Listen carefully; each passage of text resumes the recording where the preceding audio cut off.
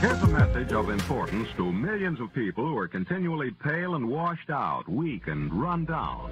Doctors will tell you that these conditions are often caused by a deficiency of iron.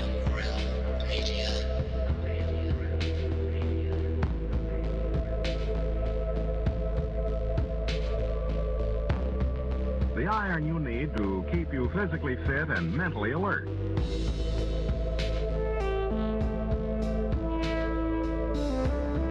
Medical studies show that 2 out of 3 women and many, many men, not for me, okay, lack the daily iron your body requires in a form your body can easily use and put to work. For you.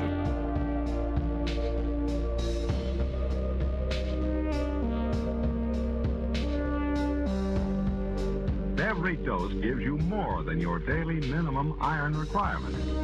We are awake, we are awake, we are not alone.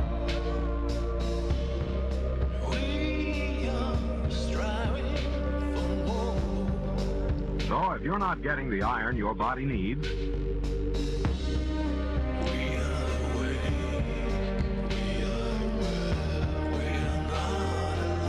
if you feel weak, run down, and are easily upset,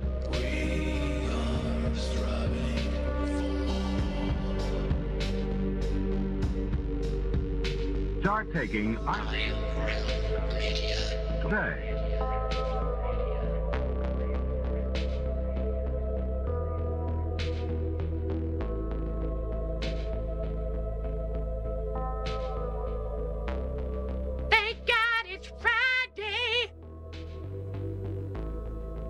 It's Friday, my dudes.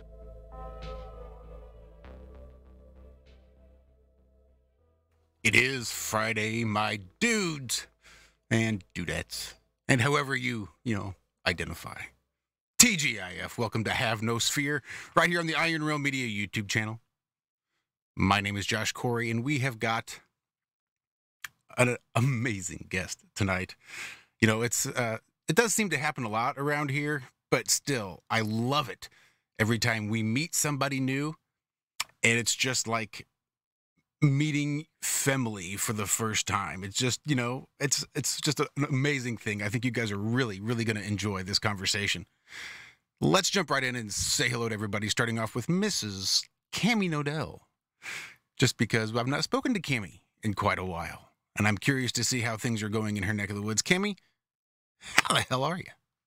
Hey, I am doing good. It's been a great week in Denver. We've had Ted come through on his trip to Karen Land, so we got to have Ted for a couple of days and catch up with him and enjoy him. We have Carrie Musgrave over here right now, too, all the way behind with some of the stuff. We've had little flat earth reunions happening all the time, just right in my backyard, so I can't complain. That's awesome. Everybody coming to bid you fond farewell? Is that what's going on here? Bid me fond farewell, and some of them are on their way out too, and just coming through. So it's been nice. It's been really nice. It's good to see people, good to catch up, and beautiful days to be on the move here. So I'm hoping to have the house up for sale next week. Carrie Musgrave is over here now, helping me with the cleaning of the blinds. That's kind of last minute work in there. It's really happening. Wow. That's exciting though. Yeah. It is. It's very exciting. Scary, but very exciting. I'm very blessed. Well, I'm excited for you and your family. That's going to be a fun move. Yes, it is. Is there any other kind? If there is, I don't want to remember. Yeah, there's plenty of other kinds. Mostly moves that are not fun, which I've experienced several, and let me tell you, they're not fun. Oh, well, we're not going to have one of those, by the way. We're going to have one of those that's a fun move, and when the time comes, anybody that wants to come over and help have fun with us, come have a ball. It's the only kind of balls we have is having one, because we certainly don't live on one. Don't tell that to your husband. Don't say that out loud. Only kind of balls we got around here. Oh, and I'm in a house of balls too. Even my dogs are boys. So well, that is you're sure brutal. to have a fun move, I'm sure. Mainly because you've got somebody there helping out, making sure it's going to be fun and easy and, well, just enjoyable all around. That's Mr. Zachary Zabala. Good Times for All, if you're familiar with his channel here on YouTube. That's GUDTIMS, the number 4, ALL, Zach. How are you doing, sir? I'm not doing too bad. Hope everybody out there's having a good one. Kind of having trouble getting back up after being able to finally fall back asleep for a little bit. I don't know. I just had so much energy after the show this morning. I went shopping and did a hardware store after that and did a few things around. And then it's like, man, I need to get a nap in. It took me a while to fall asleep, and then I slept for like 4 hours. And now it's like I'm still sleeping. Yeah. Overslept. That Yeah, sucks. Or you just wake up in the middle of the sleep cycle, the wrong sleep cycle, and you just feel off for the next several hours. I know all about that. Matter of fact, I used to avoid naps. I'm feeling better. Good. Shaking it out. So, yeah, I'm excited about the show tonight. This should be a fun one. Yeah, I'm looking forward to it. This is actually one that you helped organize, so I do appreciate it. This is going to be really good. Yeah, my pleasure. Someone else who was joining us this morning, who I assume probably got a nap in, one Mr. Walt Johnson, at Facebones777 over there on Twitter. You can find him at Flat Earth Head here on YouTube. Walt, how was your day? Did you get a nap in? I did indeed. You know, I have to do that at my advanced age. If we don't get our nap in, you know, it's tough to go back to bed at dark and get up at dawn and take another nap. Anyway, I'm being silly. Yeah, I had a nap. It was a good show this morning. If you missed it, we rambled, but we wound up covering lots of interesting topics. Hope it's there. Haven't checked since I got up. I've not looked either. I hope so, too. Inside joke, personal joke. Anyway, hello, everybody. I haven't even gotten to Chad yet, but I know you're there. I'm heading that way, I promise. I'll turn off my camera because I've been having trouble. I just wanted to say hello. Yeah, mine will probably go off here shortly, too. It just, like I said, I'm on a borrowed laptop that was already, like, probably third hand, and so it's struggling. I think there was an update I must have missed or something. Or maybe Zoom needs to update. I don't know, but I'm going to run with it. If you see me disappear, I'll be back. Yeah, definitely check Zoom. I know Zoom has been updating quite a bit as of recently. Tonight's show, I had to leave a bit early for the Wednesday pre-show when we first got to meet our guest. And the things I found out for that short, hour and a half I was there was amazing. So I can't wait to hear the rest of the story. I'll shut up so we can get to him. Old Paul Harvey here. Awesome. Well, here's a man who needs no introduction. All right, maybe a little introduction. Savage! John Savage, back after a several-month hiatus. John, glad that you could join us this evening. I think this is going to be a conversation you will thoroughly enjoy as well. I think I will too. And nice to be back. It's been over 3 months, hasn't it? Yeah, I've been keeping busy, but looking forward to the show tonight. And yeah, I hope everyone's good and well out there. Yeah, I think it's going to be a really good one. So let's jump right into it. The only way I can think to introduce our guest is through one word. And the way I understand it, it is a name, nay, almost a title that has been recently bestowed upon him. And I'm really interested to hear about exactly how it is he came to earn the name Nachiketa. So Nachiketa, thank you, and welcome to Have No Sphere right here on the Iron Realm Media. It's a pleasure to have you this evening. Well, thank you very much for having me, and I'm very much here talking to you guys. And I just want to say that there's slight bit on my side, and my connectivity is not the best. Just letting you know, I'm in the Himalayas in northern India. Living in a mud hut, essentially, yes? I'm surprised you have any connectivity at all, to tell you the truth. Yeah, the village is about half an hour from me, and then there is a tower there. So, I mean, you know, it's the wonders of modern technology. But regarding my...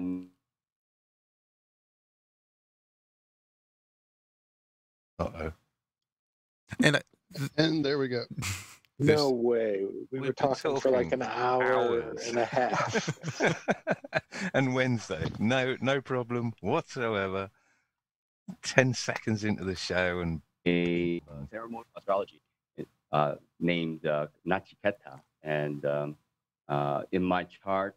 Okay, hold on one basically- second. One second. Yes, You yes. cut out there for about 10 or 15 seconds. We didn't hear Oh, anything. no. Yeah. I mean, we've been Oh, no. talking for what, an hour and a half, and everything's been great. Right. All I night think Wednesday. You started to describe the village and you went out. Oh boy, that's to be expected, I suppose. You know, just when you think everything's going Ironic, smoothly. right?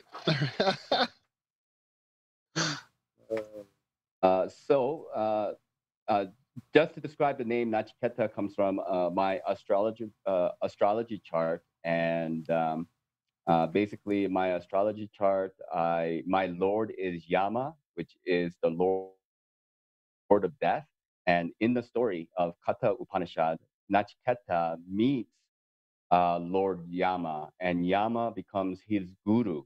And since my Lord is also Yama, I was bestowed Nachiketa. And the name Nachiketa means he who does not spend his spiritual energy in an endless loop. Na means not, and chi is spiritual energy, and keta, which comes from ketu, means like a never-ending loop. So that's the meaning of the name. That's amazing. I love that. Love it. Well, I was doing some reading the last couple days too, basically since we met on Wednesday. And there's a story that goes along with this name, Nachiketa. Yes. And That's correct. centers around lots of cows, from what I understand. Well, the cows are introduced as a sacrifice. So the beginning of the story, basically, Nachiketa's father, who is a Brahma, a Brahmin, and he wants to sacrifice some cows to get blessings. But Nachiketa notices that the father was only sacrificing old and sickly cows that were of no use, and Nachiketa notices the dishonesty in the sacrifice. And when he approached the father about this, the father became very angry and decided to sacrifice Nachiketa to the Lord Yama instead. And it was kind of at his words, right? As soon as he said it, well, Nachiketa, I thought, almost offered himself up, saying, look, I would make a better sacrifice. That's correct. And he says, hey, don't even That's say right. that, because I'm liable to do it if you don't watch it. But Nachiketa was persistent, and pretty soon his dad says, you know what? I will offer to. As soon as he said it, Nachiketa was transferred from the land of the living to the land of the dead, where he got to talk to Yama. And That's when he correct. came back, he had all of this imparted knowledge about two ways of living. One being trapped to a material world where you're bound by debt and you're recycled back through to come back and try to repay all this debt you accumulate through this very consumer-based life. Then there's the second life where there is none of these earthly attachments, where you are then able to finally break free of this cycle, and you are able to live sort of beyond death even. And I was reading this, and I thought that was really interesting, because that sort of applies to you too, doesn't it? Do I not understand you sort of had a near-death experience at one point?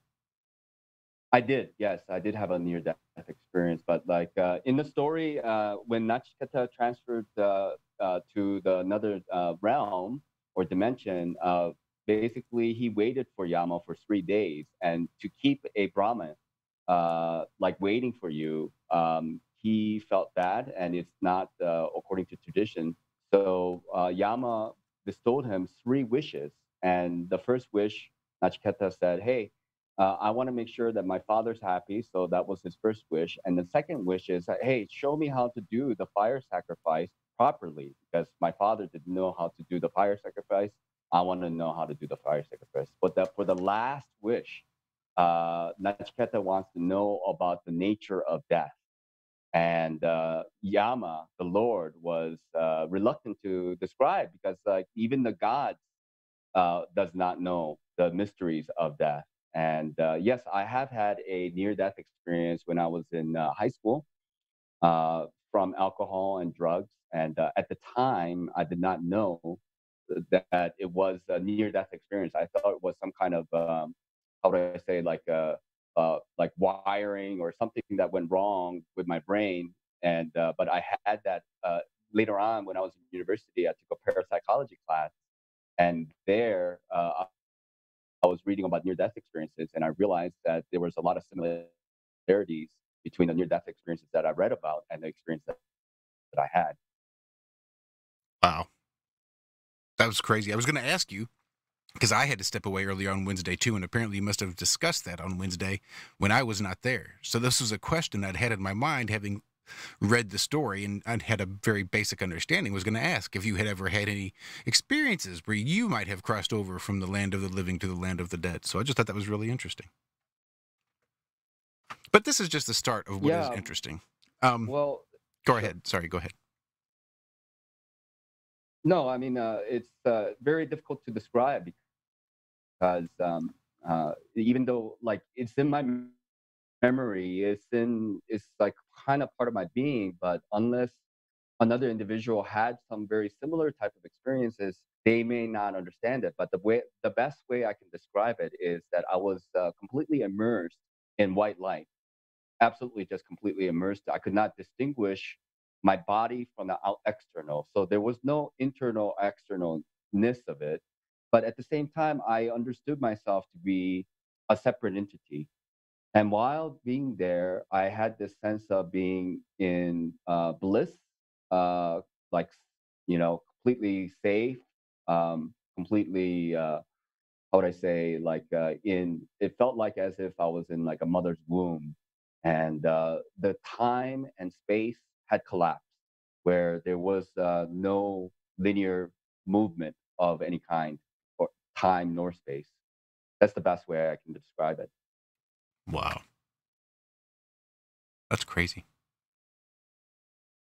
But your story actually starts way before this experience in high school. Yes. So take everybody back to, well, day one, as far as you know. Let's just start at the very beginning. It's a very good place to start. Well, it's a very long story. So I was born in South Korea, and I actually, from my memory, I grew up in a very poor household where I was raised by my biological father only. My biological mother, had left soon after I was born, and I've had many different type of foster care where I was being um, moved around a lot from house to house. I was with my uncles and aunts and my grandparents and my father's friends. And later on, I come to realize actually that my aunt had told me that I must have lived over 100 different places since I was born because I moved around so much. And my father had passed when I was 8 years old.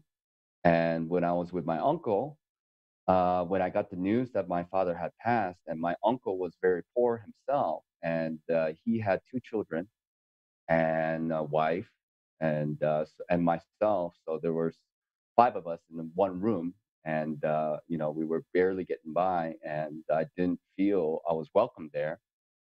So I had decided to not come home one day from school, and one day became two, and 2 days became a week, or a week became uh, several months, and then picked up eventually by the police, and then sent to juvenile jail, where I stayed for 2 weeks, and then from there I was sent to an orphanage. This is at the age of 8. Yeah, almost 9, I would say, and then I stayed in the orphanage for about a year and a half, and then I was adopted to a family in Wisconsin. That's just mind-boggling. That at the age of 8, you took it upon yourself to just step out. Incomprehensible to me as a mother thinking of it. I'm like, as we're getting ready to move right now, and I look at this house that I've been in for over 18 years, and my son was born into in the same house, turning 17, and he's still a child. I can't imagine at 8 having to, having that type of responsibility or that type of life. It's so foreign to how we raise our children, or at least how, we try to raise our children not to have to think of survival. It's amazing. Well, I don't know. Like people, I don't want to take too much credit for that decision. To be honest, it's a combination of fear and a combination of not feeling welcomed and a combination of being at a loss of like like what my future was. So it was really a rash decision, I would say, and it just kind of came about out of my feeling of not wanting to go home back to a life that I was no longer really wanted or needed in this family in any way. And particularly, my father was the oldest son, and so he had some authority over my uncle. But now that he had passed, I didn't feel any protection from him either. Right. And that's what everybody, when it comes down to it, what everybody needs is to be needed. And so, not to be needed, you didn't like your vibration, you didn't like the feelings around you, and you change it. You change the naturalness to change an ugly vibration. Is still at age 8. Most of us at age 8, that's not how we change ugly vibrations. We usually go into No, I timeout mean, and yeah, I ran away, but I couldn't cross the street, so I never left the block, And when I got hungry, I was like, well, I got to go home and eat. I never, I mean, you had some huevos at 8 years old to stay out there. I mean, I had those urges when I was young. Oh, I'm gonna run away, and this is I you didn't really know. know the yeah. I didn't really know the what it would imply to run away from home and not come home. I didn't like realize, and I think for uh-oh, I lost him. Is it just me? just kind of not think where you need to go. What's that? I lost you for a minute. I was wondering if it was just me or if we all lost you. No, I lost him there for a second too. Yeah, Just that last apologize.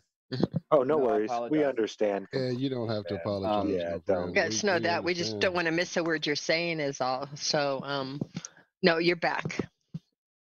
I ruined it. I no, ruined the. no. Like all I'm saying is that the instincts of a child just takes over. So like you just naturally seek out places to sleep. You just naturally seek out places to try to find food. You end up stealing stuff. I mean, that's kind of what I had to really resort to. They do. Children live in the now, where adults might spend hours contemplating and worrying about, and children, you're right, they're just going to take care of their needs. So it's a little bit of a healthier place. It's still hard to be a parent and think of a child in that situation, though. But yeah, children are resilient and bright. It never, ever fails to amaze me how bright they really are. So, what age was it when now you got picked up? I remember you said you had met a man. Yeah. Never forget So this like interaction. so I was living on the streets and I was sleeping wherever.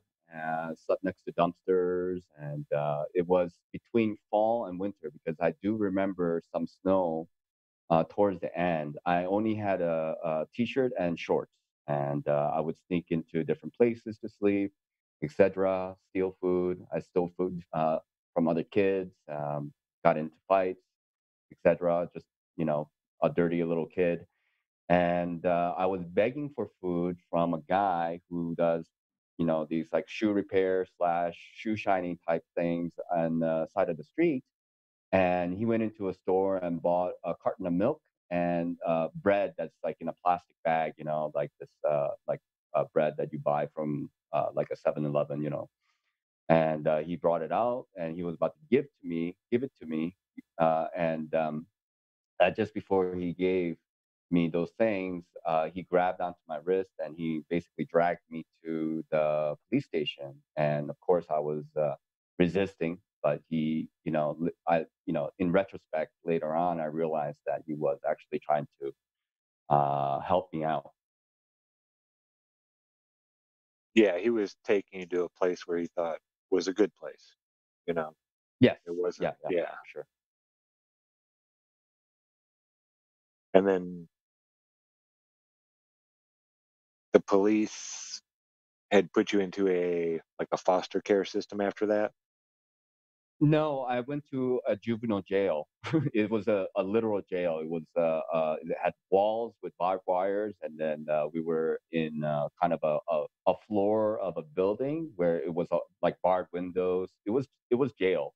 It was jail for kids. So they had kids from like basically 5 or 6 years old up to like 20. They had boys and girls there, but I had a bed to sleep in, and I had 3 meals a day, so I was happy with that. And Yeah, after not the having priest, that, and yeah, I was just saying after not yeah, having that stuff and having to try to provide that stuff for yourself at that young of an age, once someone starts giving you that on a regular basis, you're pretty much okay. yep, Sorry 3 meals and a cot, as Baldini would say. Yeah. Yeah.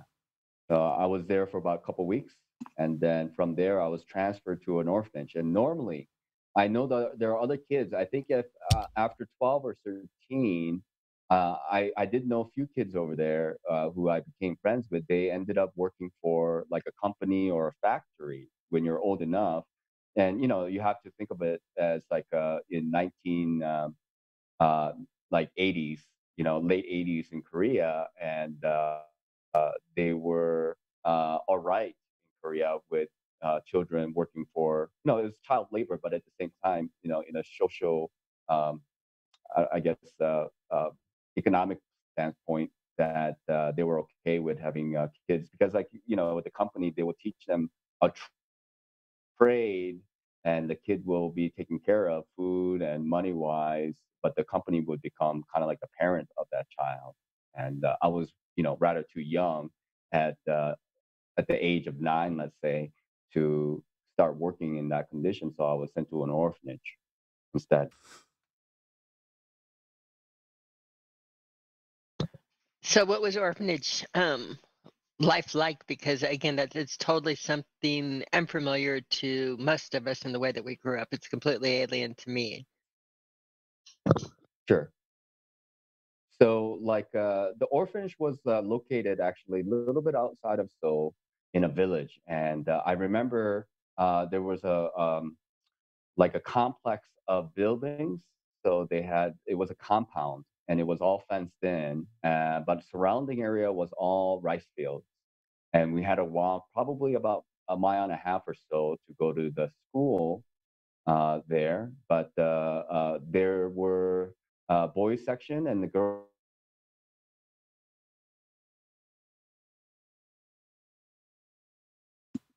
Uh-oh. I think this is just going to be the way it is.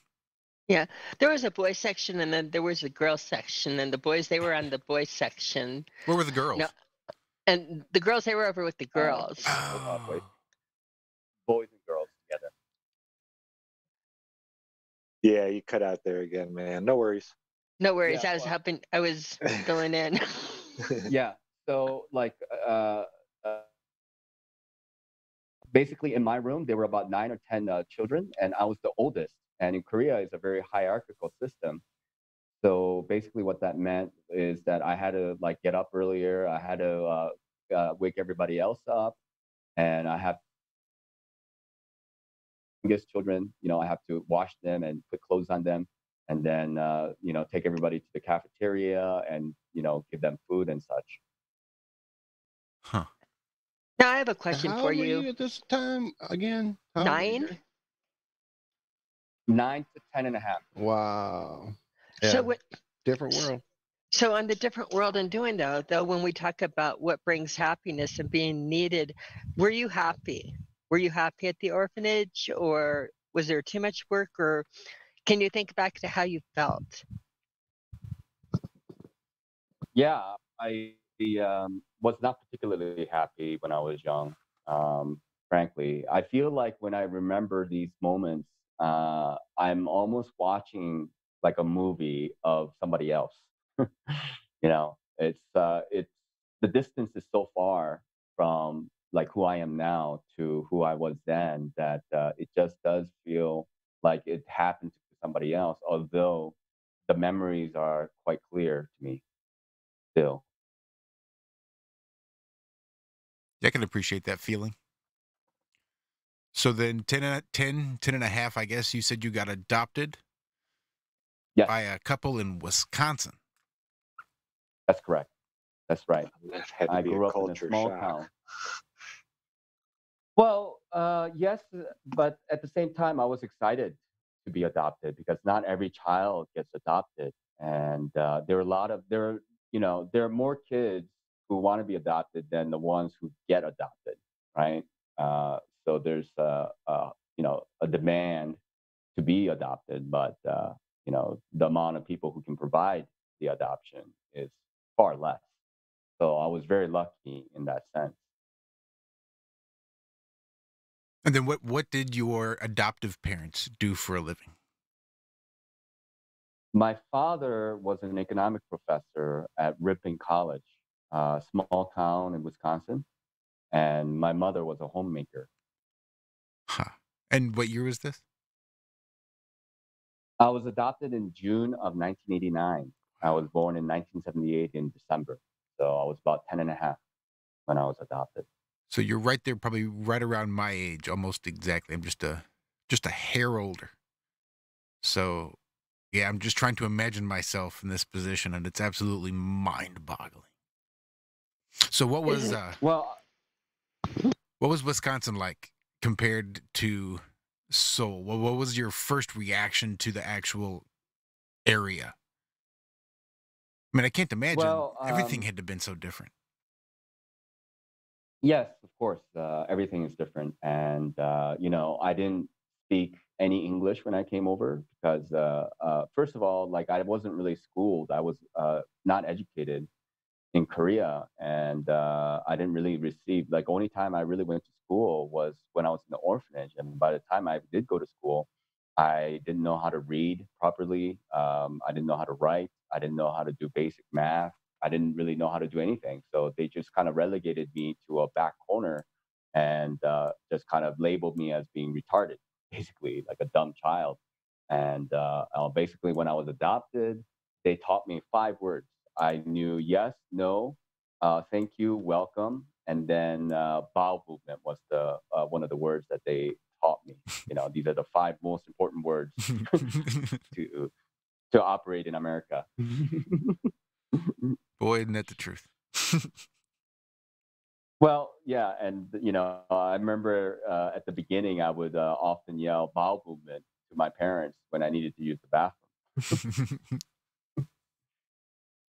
They did provide me a picture dictionary where I would point to a picture and a Korean word or something, and they would understand kind of what I meant. And so that's how we communicated for many months when I first came over.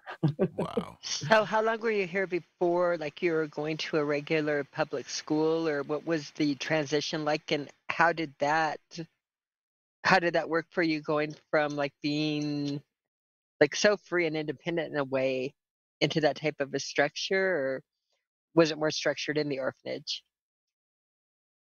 Well, orphanage was quite strict because I was the oldest child in my room, so I had a lot of responsibility. And Korean system is corporal punishment for things that you do wrong. So um, you're used to that system. And then when I came over to America, like my parents hardly punished me at all. And my initial thoughts, to be honest, is that if I didn't like the family I was with, I always thought that running away from them would be an option. Well, sure. Had good luck with that in Okay. the past. Why not? So But how it turned Go yeah, ahead. like I was gonna say, but you turned out to like the family.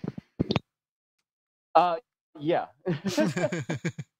Yeah, I mean, like, I grew up in a small town, and and I'm an Asian kid in a population of 99.99% white. I don't think I can blend in very well either. So, you're kind of stuck with the family that you're given. Wink, wink. So were they how much exposure to like Christianity or other religion in general maybe had you gotten up to this point? Well, actually, my parents are agnostic, and they still are. So they're not religious at all. I was never really, I didn't really go to church with my family. When I did go to church, I would go with my friend's family, but my parents never really attended church. And, uh, religion was not something that was pushed in my family. We're quite liberal. Yeah, I not for nothing. I did get that impression from your degree and what your father did for a living. I just made an assumption that there was probably quite a bit of liberalness going on there, and probably not a whole lot of religion. I was just kind of curious as to what you thought of Christianity when you'd first heard about it. Well, I mean, the orphanage the orphanage I was in was a private orphanage, so it was actually run by a Christian organization, and Ah. we had to go to church every Sunday. We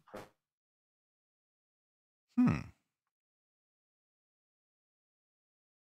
that's interesting. While we wait for orphanage. there we Even when go. I And did it shock you in a way? I mean, was it a totally different foreign setup as far as the belief system to you, or did you just kind of go with it because it was just part of where you were?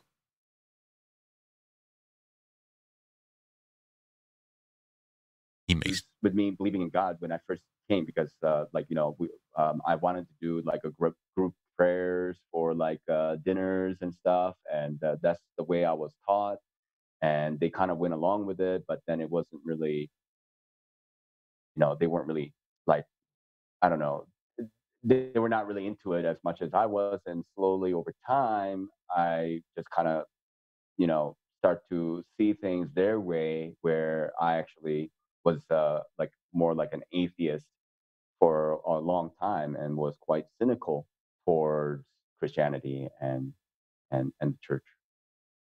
Understandable. Yeah. shoot. I still am. Hmm. So when I jumped in on the conversation, not to derail things, but when I jumped in on Wednesday, you were talking about some of your family ancestry and how that was like part of the history of the whole culture there, essentially. So, I missed the beginning of all that, so I'm probably maybe getting it completely wrong. But uh, uh, Getting wrong exactly of what? I mean, like, yeah, after I spent my 15, 16 years in America, I wanted to go back to South Korea to kind of, tie up some loose ends and figure out what had happened. And when I did go back to South Korea, I did meet my father's youngest sister, my aunt, and she gave me the lowdown on my family ancestry. Keep Ooh, going. And you were expand. basically Okay. responsible. Expand. You were responsible for the What's Korean that? War, essentially, right? Your family was essentially responsible for the Korean War. Oh, no, no, no, no! I don't know if I would go that far, because It's got to start somewhere. yeah, that would be a little too much, All I right, would I'm say, just of poking fun, taking credit. but it's pretty Okay, interesting. well, yeah, I think it's definitely unusual. It's not something that I had any expectation of myself. Like, actually, when I first went back to the orphanage to find out, uh, before even I met my aunt, I wanted to know what my history was, and they refused to tell me. And I remember being very upset because they had the information, they had the file, but they were keeping it to themselves. And actually, one of the social workers at the orphanage, at the orphanage office, she felt sorry for me, and so she actually went out of her way and took the file for me and actually gone through the file with me. And basically, she was telling me that I was related to some prominent politicians of Korea back in the day, and which opens more doors to more questions, essentially. Nachiketa, did you ever look up the shoeshine guy and go back and try and find him? No, no, this is that would be an impossible feat, I imagine. Like just to retrace my steps as much as possible was difficult in itself, because so many changes have happened in Korea since I had left in 15, 16 years, and a lot of buildings have moved, destroyed. Right. Files went missing. Just to see that my name was like, I did find my name. They had a registry of my name at the juvenile jail that I spoke about earlier, and it was good confirmation that my memory was still there regarding the place, and that I didn't just conjure up these places out of nowhere. But Korea has changed so much that it became unrecognizable. What age were you Any at of this these point? places. When I went back, Yeah. I was 25, 26, 25. Right. So let us in on what you found out. What was your ancestry? So, I met my biological aunt. She was the youngest sister of my father's family, and the father's line is the more important line, because that's where the family name comes down from, right? From the father's side. And my father was the oldest son of that family, and my grandfather was the oldest son, and my great grandfather was the oldest son, and my great great uh, grandfather was the oldest son, etc. So we have a whole line of oldest son, which is kind of important in Korean tradition. And basically, my great great grandfather brother was the uh, uh, one of the first prime ministers. He was the first prime minister of North and South Korea when they were still together in early 1800s, or early 1900s, excuse me, early 1900s. His name is Lee Wan-young, and of course, in Korea, they don't really recognize him as a prime minister, because he is considered a traitor to Korea. But that is where, because it's very complicated, right? History is a little bit complex, as we can all agree. Indeed. How do you spell that name? E.Y. Young? Lee Wan-young is Leeyong, Wan, Won, and then Yong. Cool. Lee So- Wan-young is the guy's name. So you must have been quite shocked at finding out this information. Well, I'm not directly related to him. He is. I'm related to his older brother, whose name is Lee Yoon-young. Because he was the older brother, he got all the name recognition, I guess. And then the younger brother managed to make it to prime minister.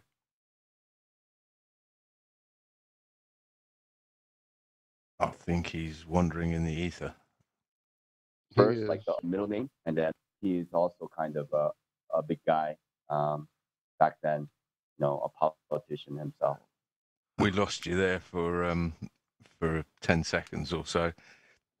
This is bizarre. Okay. We spoke for 3 hours on Wednesday, and an hour, 2 hours you've been on with Zach before the show. Not a problem with your internet whatsoever. This is just Yeah. Well, I don't know. I can't. There's not much I can do about it. I guess we'll just have to deal with it as best we can. We don't mind. It's not that big a No, deal. we're kind of used to things on Friday night kind of being technically difficult in every way it possibly can be. So, yeah. And that's because we go live on Friday. If we were live on Saturday, we'd notice all this stuff on Saturdays, I'm sure.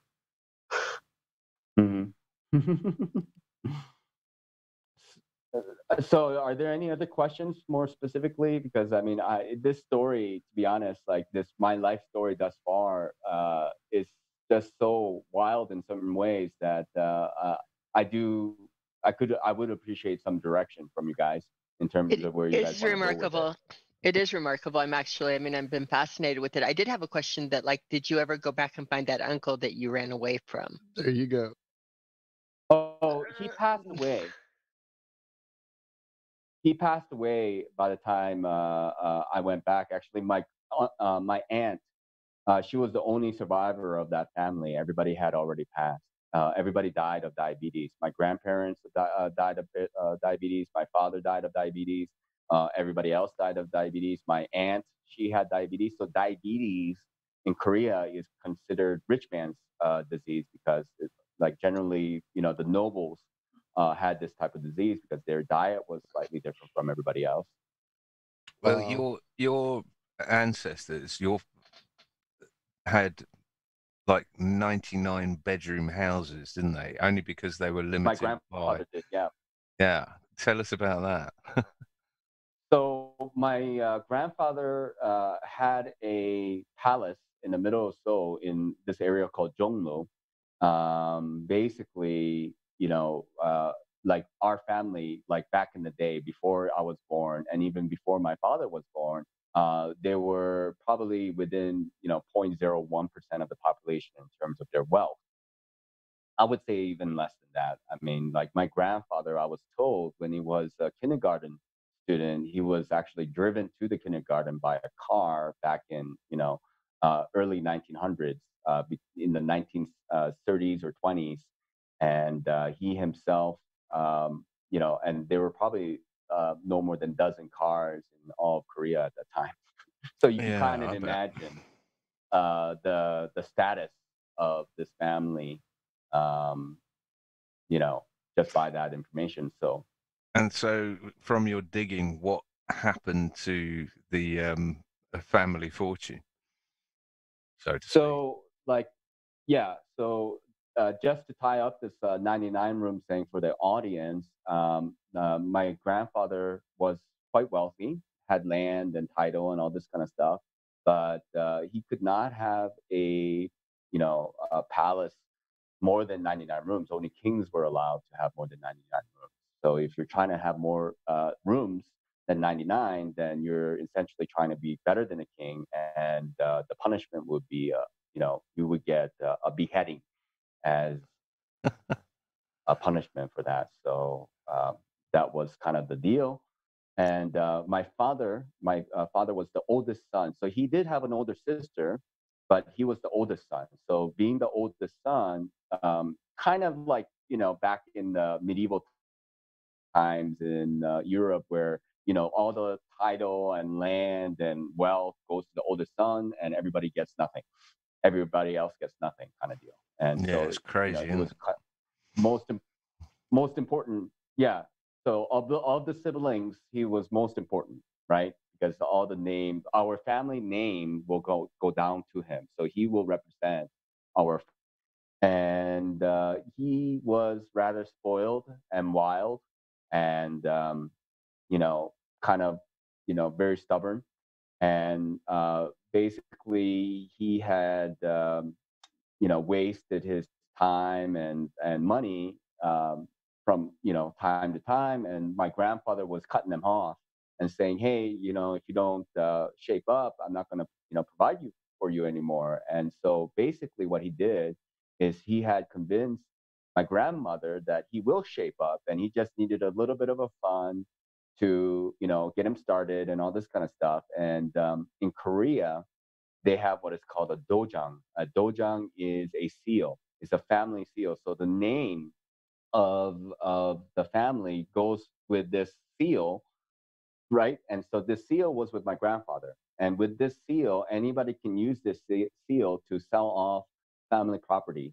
And only the grandfather would know where it is. But the grandmother, of course, being the wife, knew where it was and lent it to my father, where he actually took the sale and ran away with it, and basically sold everything that we had and took all the money and ran off with it.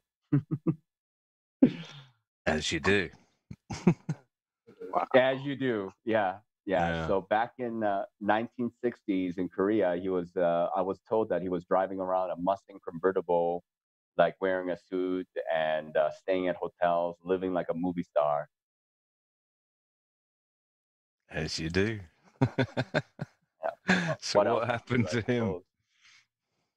suppose? So the story goes, I was told that my grandfather was definitely unhappy about the situation, and he had ordered the police to go and arrest him.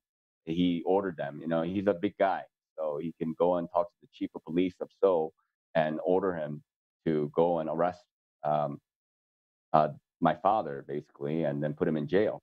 And but because it's a political family, and this is a kind of a family, feud matter, domestic matter, and a very, how would I say, sensitive. Um, you have to really treat it, carefully. That they have to really go by the books and make sure, because who knows what my father will become, right, later on, right? So if they do the wrong action now, they might get some kind of repercussions later on. So everybody understands the the the gravity, so to say, of the situation. And so basically, they said, okay, they came up with this plan to the grandfather. They said, well, yes, we know where he is, and we can go and arrest him, but actually, we will have to arrest your wife as well, because she is also a culprit in this act of thievery. So she would be placed in jail as well. And so in the end, I was told that my grandfather decided to, since it was already done, and he didn't want to put his wife in jail, and he just dealt with the situation, of course, begrudgingly, but it was what it was. And my father just kind of somehow kept living his life the way he wanted. Does And I'm your not surprised. I'm really not surprised with the way I'm sure your legal system is a lot like ours and all that But corruption and it wasn't really theft, though, was it? If it was just pre-inheritance, or I mean, did your dad have to get to a certain age, or did your granddad have to die before the seal would go to him, or what's There was the no guarantee score that on he that? would get it. No, I mean, like there is a lot of responsibility being the oldest son, but there's no guarantee that everything will go to him. I mean, like, if he was so bad, he could have been disowned and somebody else would have gotten that title. I mean, you would want your oldest son to come around and do the right thing, but there's no guarantee that he will Sure. be inherited everything. But is it an age related thing, inheritance, or is it an inheritance by death of your grandfather or whatever? Does that make sense? As far as no, it does make sense. I think it happens kind of, like I don't think they wait essentially until he dies and you get everything. I think you get how would I say, like if there's a business or land, then you would probably, have responsibility over a certain amount of it, and then probably the rest will go to the individual after the death. I don't exactly know how it works. What are your feelings towards your late father? I presume now. What do you? My biological father? Yeah. Do you associate with him? I mean, he seemed a bit of a rebel as well. I mean, 8-year-olds don't generally sort of leave home and say, screw you, I'm not coming back, and actually go ahead with it. But, do you have resentment for what he did, or what are your feelings on that front? Well, I'd just like to point out that I think my father and my situation is quite opposite and different. I felt like I didn't have much of a choice but to.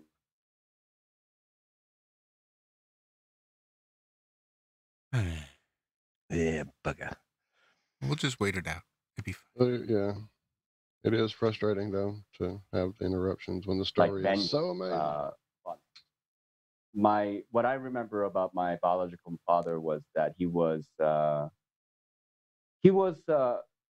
unhappy and he had abused me quite a bit when I was growing up, and I was actually afraid of him for a long time. And then even for a long time, I had this kind of chip on my shoulder, mainly towards any kind of authority type figure. I mean, like my father, my American father was great, and he never abused me, never touched me, never did anything bad to me, and so we were able to develop trust. But basically, for the most part, I was like a hair trigger away from you know. Getting into a fight with anybody who was like a bully type or abusive type in my eyes. So I didn't, Yeah. have any reservations about that. Yeah. It's If that interesting. answers your question. Yeah, yeah, absolutely. It's just, do you think it's like the sign of the times? I mean, like you say, you were opposite people, but I mean, the 1960s compared to what we know now, and him being in a position or believing that he's going to inherit quite a large sum of money. I mean, I can't say honestly that it wouldn't have gone to my head. And I mean, there must be something in it that he was looking after you at some point when your biological mother had gone. I mean, I don't know. Maybe I'm trying to throw him a bone, but you know better, way better than I do, obviously. Well, I think there are some assumptions there, frankly, but I feel what had happened, and this is the story that I was told, that my mother, my biological mother, she was kind of a smuggler of jewelry, and she was a ringleader of basically high class prostitutes, and they were rubbing shoulders with the rich, and that's how they met. Basically, my father was, uh, kind of dropping money left and right like water, and my mother was a very clever, you can say, and sly, foxy type of lady, and I was a result of their affair. Actually, I was told that my mother somehow got arrested, but she didn't realize that she was pregnant. And essentially, I had spent my first 9 months in her belly in prison. And Right. when my mother was allowed to give birth at a hospital, they allowed her to get out of the prison and go to the hospital to give birth, and then she would have to go back to the prison for her activities. She took that opportunity after giving birth to me to run away from the police, and basically, my mother, my father, and myself had ran away from the police together. That is awesome. Yeah, I didn't know that. Nachiketa, this is like a superhero origin story, man. This it is is. some amazing stuff, my friend. I would love to help you write your book one day. This is some amazing stuff. I appreciate it. I don't know. It's just for me, it's everything is kind of surreal because like I've told this story many times, and not in not on the radio. I'm like lately I've been getting on podcasts and talking about my story and such. But like for the most part, I just been telling it to my friends and other people whom I met, like and they're like, oh, you should write a book. But I feel like, to be honest, I'm living the best moments of my life now, really, where I am. And I'm coming into it now more because I was still struggling with everything when I was younger, even when I first found out about all this stuff. That just means that your book could be a series and not just a single book. Exactly. That's it. That's how you do it. This is the Because you've origin got story. Now we have the how you create the character. No, I'm being silly, but dude, it is amazing. It truly is. It's like no, seriously, there were like edge 4 of or my 5 seat. books so far in different topics you could go down in that. I know that on Mm. the inheritance, it made me think of a factoid I had learned like through the studies that in the Catholic religion, I found out that the priests they quit taking wives, to take Jesus as their wife, not for the reasons I thought, but for the reasons that it was inheritance. That if Hmm. you gave yourself to the church that way, there was no family or anybody fighting over you didn't have a wife and children because they didn't want the children to inherit that person's belongings. The church wanted to inherit it. So that's why they gave up having Mm-hmm. wives, and that the Catholic churches it was all about the inheritance. Mm. Mm-hmm. Mm-hmm. Mm-hmm. Yes. But Yeah. they do. And they accumulate a lot of wealth, Hmm. didn't they? They did. I mean, that was a big way of doing it. And if you think about the things too, just even through like the Bible, and you pass over, you can, the oldest son or the second son or that. It's not always the oldest. You're right. Sometimes the oldest is passed over for obvious reasons or unobvious reasons. But yeah, a lot of Mm-hmm. cultures are all about the inheritance and the keeping it the family line through, only to always wind up Mm-hmm. with somebody that blows it all on a fast car and a big and fast women. So story remains the Well, same. yeah. And, yeah, Even though it's a it's your cliche. unique story, it remains the same wherever you look at it. Yeah. But no, I mean, you've gone through so much. It's living in suburban, Colorado. It's definitely a whole lot of different worlds. So, I mean, Nachiketa, yeah. Yep. before we proceed, let's Mm-hmm. backtrack just a touch before you Sure. decided to head back to South Korea. Um, Mm-hmm. so I'm guessing you had a pretty not rough, because I'm sure your parents were wonderful, but I'm guessing you had a lot of anger as a child and young man. Yeah, I think I mean, I think that's accurate because, I grew up in a small town, Wisconsin, and I kind of stuck out like a sore thumb. And, I didn't know any English at the time. I came June, and our family took a quick vacation to Washington and Oregon and Northern California when I first came. And then we came back to Wisconsin, and basically I had a couple months before September came around when school started, and I went to my neighbor's house every day for a couple months to learn basically, first, second, third, and fourth grade English, and just to, and then even the first 4 years, I would say even middle school and high school, including the elementary school. My parents held me back a year so I would get extra schooling, which is fine. I mean, I understand. So I was the oldest child in my grade, and then went to middle school and high school.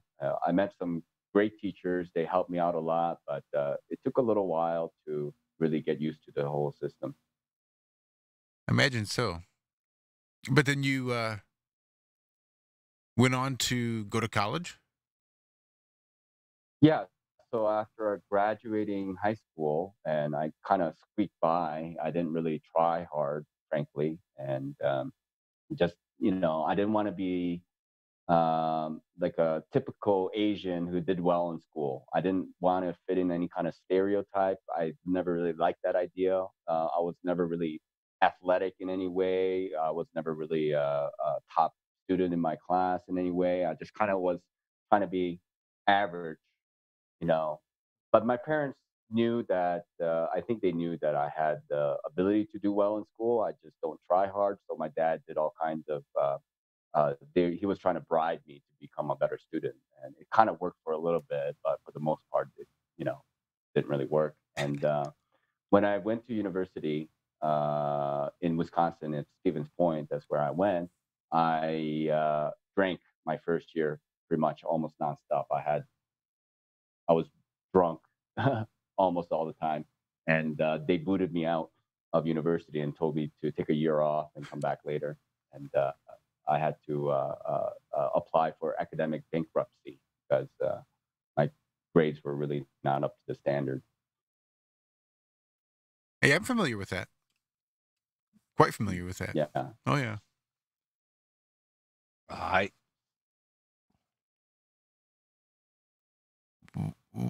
What's that? Yeah, what was that, John? Yeah, me too. So during the year off, I did what's called an AmeriCorps program in northern New York, in the Adirondacks. Oh, So that's I cool. lived in the Adirondacks for a year doing like outdoorsy stuff, and worked at public school during the winter, and then during the summer I was trail building and clearing and cleaning and all kinds of outdoorsy stuff. So I did that for about a year, and that gave me a little bit of money to go back to university. So when I went back to university, I decided to become an art major. So that's what I studied when I went back to university. And then that's how you graduated, and that's what you took with you Yeah. then to South Korea. That's correct. So Gotcha. I studied sculpture, and I was a sculpture emphasis. So I did bronze sculpture and welding, this type of stuff. And then I went to South Korea to kind of, again, like tie up loose ends and see what had all happened, because I was curious about my history and where I came from, who my parents were, if they were still alive, etc. So. Now, taking you back though, from the time that you landed and you were like 10 years old, and it sounds like Mhm. at college you were completely well acclimated. How long did it Mhm. take you to get into like regular schools or feel like you were part of the community and like it felt natural or it felt like you belonged? Well, I would say, like, by the time I was at university, I was quite comfortable. But like, even being a teenager is it's just awkward. No matter you're adopted or not, being a teen is just awkward. Being at school. So I still felt that I was different, and not that I've experienced like harsh racism, but you do get a lot of stares from people in a small town, Wisconsin, Right. How long even did if it they know who you are. I bet there's a lot of passive aggressive racism there in Wisconsin. I don't know. I mean, like I said, it's like I don't really because I was raised in a very good family, and my father was well respected. And even though I did experience some, name calling and stuff, it wasn't really that horrific or whatever compared to others. I think for me anyway, I always had to kind of be forcibly humble growing up, because I knew that I was different, and my father was a professor. Everybody knew our family, and I didn't want to get into any trouble, even though I wanted to get into trouble. So, when I saw an opportunity to get into trouble, I probably did. I did get into, did bad things, but under the cover, and try not to get caught on all this kind of stuff. But basically, up front, I didn't want to, rock the boat at all. how long did it take you to learn English and where you were speaking fluently coming from I mean that's crazy coming into a land where they speak a totally different language and not knowing how long like 2 years or I'm six still learning months or English. you're, we're all still learning English, Oh, but how long right. before it felt like comfortable?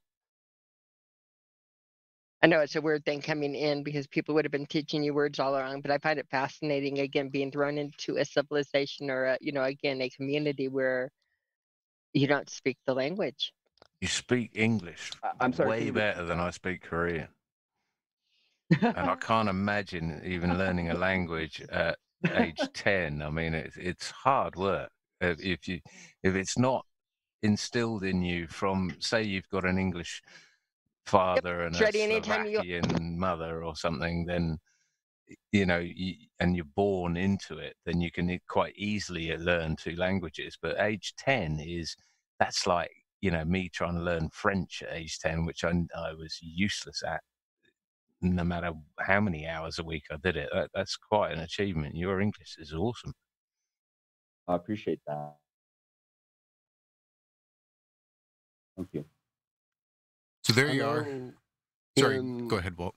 Well, I was gonna. I have a language related comment. I know in our language, English, there's sadly so many emotions or states of being we don't even have correct words for, that your native tongue probably has many different words for. Talking about the humble versus the background, I guess, you definitely come across as very proudly humble, if that's even a thing. You know what I mean? There's probably a word for it in your language, but yeah, I would definitely like to get to know you as a friend and hang out with you in person, my friend. You come across with a very amazing energy. It's a confidence Well, with the humility that's a strange balance. I dig it. Yeah, I feel you though, Walt. I get the same. There you go, another dichotomy of how it feels. Exactly. Yep. I found it because, in my opinion, that I think there has to be some balance in understanding who we are as individuals, and to be humble in a way, or overly humble, is like kind of hanging your ego upside down. Your ego is there, but it's expressed in a kind of this, fake humbleness, which I don't really appreciate myself. So I try to find a balance, and of course, we waver from being overly, prideful about things, but then, we swing back. That pendulum swings back to that humbleness. But like, I want to keep it where I feel that I can, you know, uh, be like confident in knowing that that is who I am. And so I just try to maintain that status quo within myself. Well, that You is what do I it work well. for. You do it very well. I strive for that too. I suffer from a low self-esteem, so I have to try to work on the confidence and still try to turn a low self-esteem into sort of a humility type situation, because I can be a bit psychopathic too. So But you're talking here to Nachiketa, who is saying that, like his name says, that this is the path to get off of the endless loop or the endless circle. And if you're doing what he's doing, I think that sounds pretty smart there, Josh. that sounds like a plan to me. I'll just I mean, if the name is a meaning and that is the job, that's what fascinates me the most with like the different stories and that you're going through is again the name and the paths, the meaning behind the paths and how those paths are also there in every other religion and every other culture and every other thing you look at, the two pillars and the two paths and the choice that you need to make. um and it always is between the material and spiritual, and understanding that the material is not physical, it's not real. So I Well, think your it, story it, is the story eternal. yeah, I mean, I agree with you that the material is not real, but um, the appearance of material realness is quite strong. This Maya, this illusion that we're living in, it's very strong. With all the ties that we have with our friends and families, and the bank accounts, and it just kind of wraps us into The baubles are everything shiny. that is. They are shiny and bright, those baubles. We all want them, For the sure. cars and the yeah, but you just always get back to the fact that you never go to a funeral and see a U-Haul hooked onto the hearse. So it's always important to step back and remember what life really is about, and not get distracted by the baubles, because that really is what I think the material is a distraction to test our greed and test what kind of choices we make. Yeah, I think that's well put. I think we are here to be tested, and the situation has to present itself to be as real as possible. And you cannot know the answers to any of these questions beforehand, and that's part of the test. That what are you going to decide at the moment of that decision making? And one way or another, you're going to have to make a decision, because time works in a linear way. So you can't just sit there and be idle about things either. So you're kind of pushed to move in a direction. So what is it that you will do? What is it that you will choose? Choice I think determines is a big everything. part of. Yeah. Choice is something that, if anybody has read Tom Robbins, any Tom Robbins fans out there, he was best friends with what's his name, Terrence McKenna, and Mhm. but his God, I just forgot where I was going with this, and it was so good. But with Tom Robbins and time and pathways, let me come back to that. I cannot believe I just lost it entirely. It was right there and Well, it just disappeared. I think what you just said has a lot to do with something a lot of us have noticed over these past 4 months of unwilling self-containment in our houses and stop paying attention to jobs and schedules and daily grind and the clock, and time started losing some of its cohesion, I guess. It would be like days would disappear, Time is nothing but hours an would fly observation. by, Yeah. and And I do days would remember. disappear. You know, it Yeah. was nuts. Yeah. And the other part was what I was remembering was choice. He wrote a book called Still Life with Woodpecker, which was a love story that took place inside a pack of Camel cigarettes. Yes, it's But an amazing story. amazing story. But in order to read this story, you had to go and buy an old style pack of Camel cigarettes, which you learned many things from the pack of cigarettes, like why are there pyramids on a Turkish blend when there's no pyramids in Turkey? A reason I had to go to the Tenneco at 3 o'clock in the morning was to verify that choice is the only thing in a mirror that reads the same. It doesn't change in a mirror. Choice never changes. The choice is always there. Other things go frontwards and backwards, but choice remains the same and it remains the ultimate. But yeah, the story of the eternal story that we always read, what's it about? And it's about choice and the choices we make. If we don't have the situations, we don't get put into them to make the all important choices.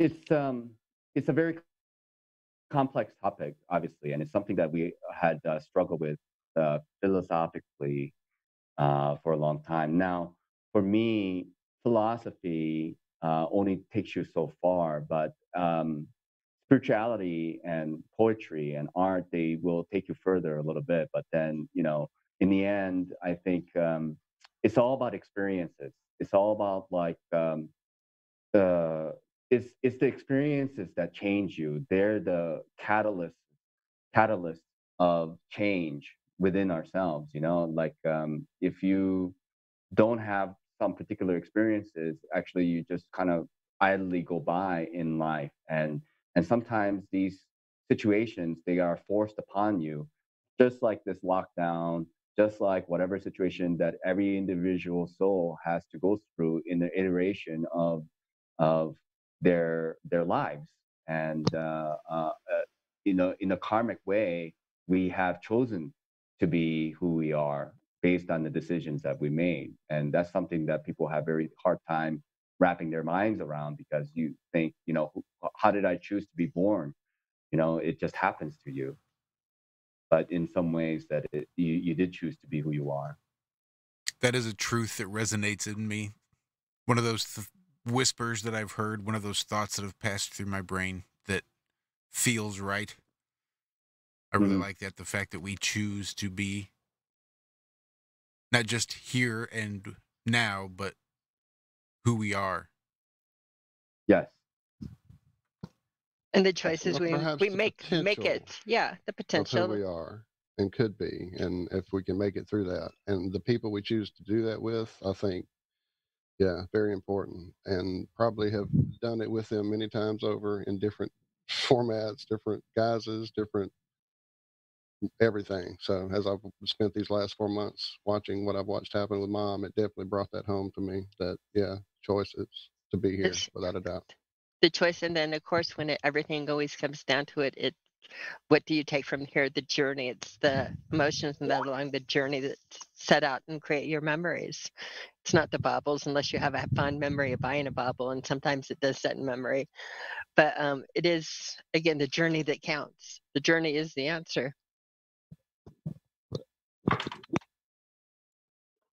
How do you answer that, right? I agree. Well, I think. Sorry. No. Please go ahead. I just think that it is about the journey, because there's so many shit things that happen in your life and so many good things that happen in your life. But at this moment in time, would most people look back on their life and say that they would change it in any way? Because although you had the shit times, it's made you who you are today. And without those shit times, you just don't know who you would be otherwise. Absolutely. We need to go through difficulties in life, and suffering, you can say, is part of life.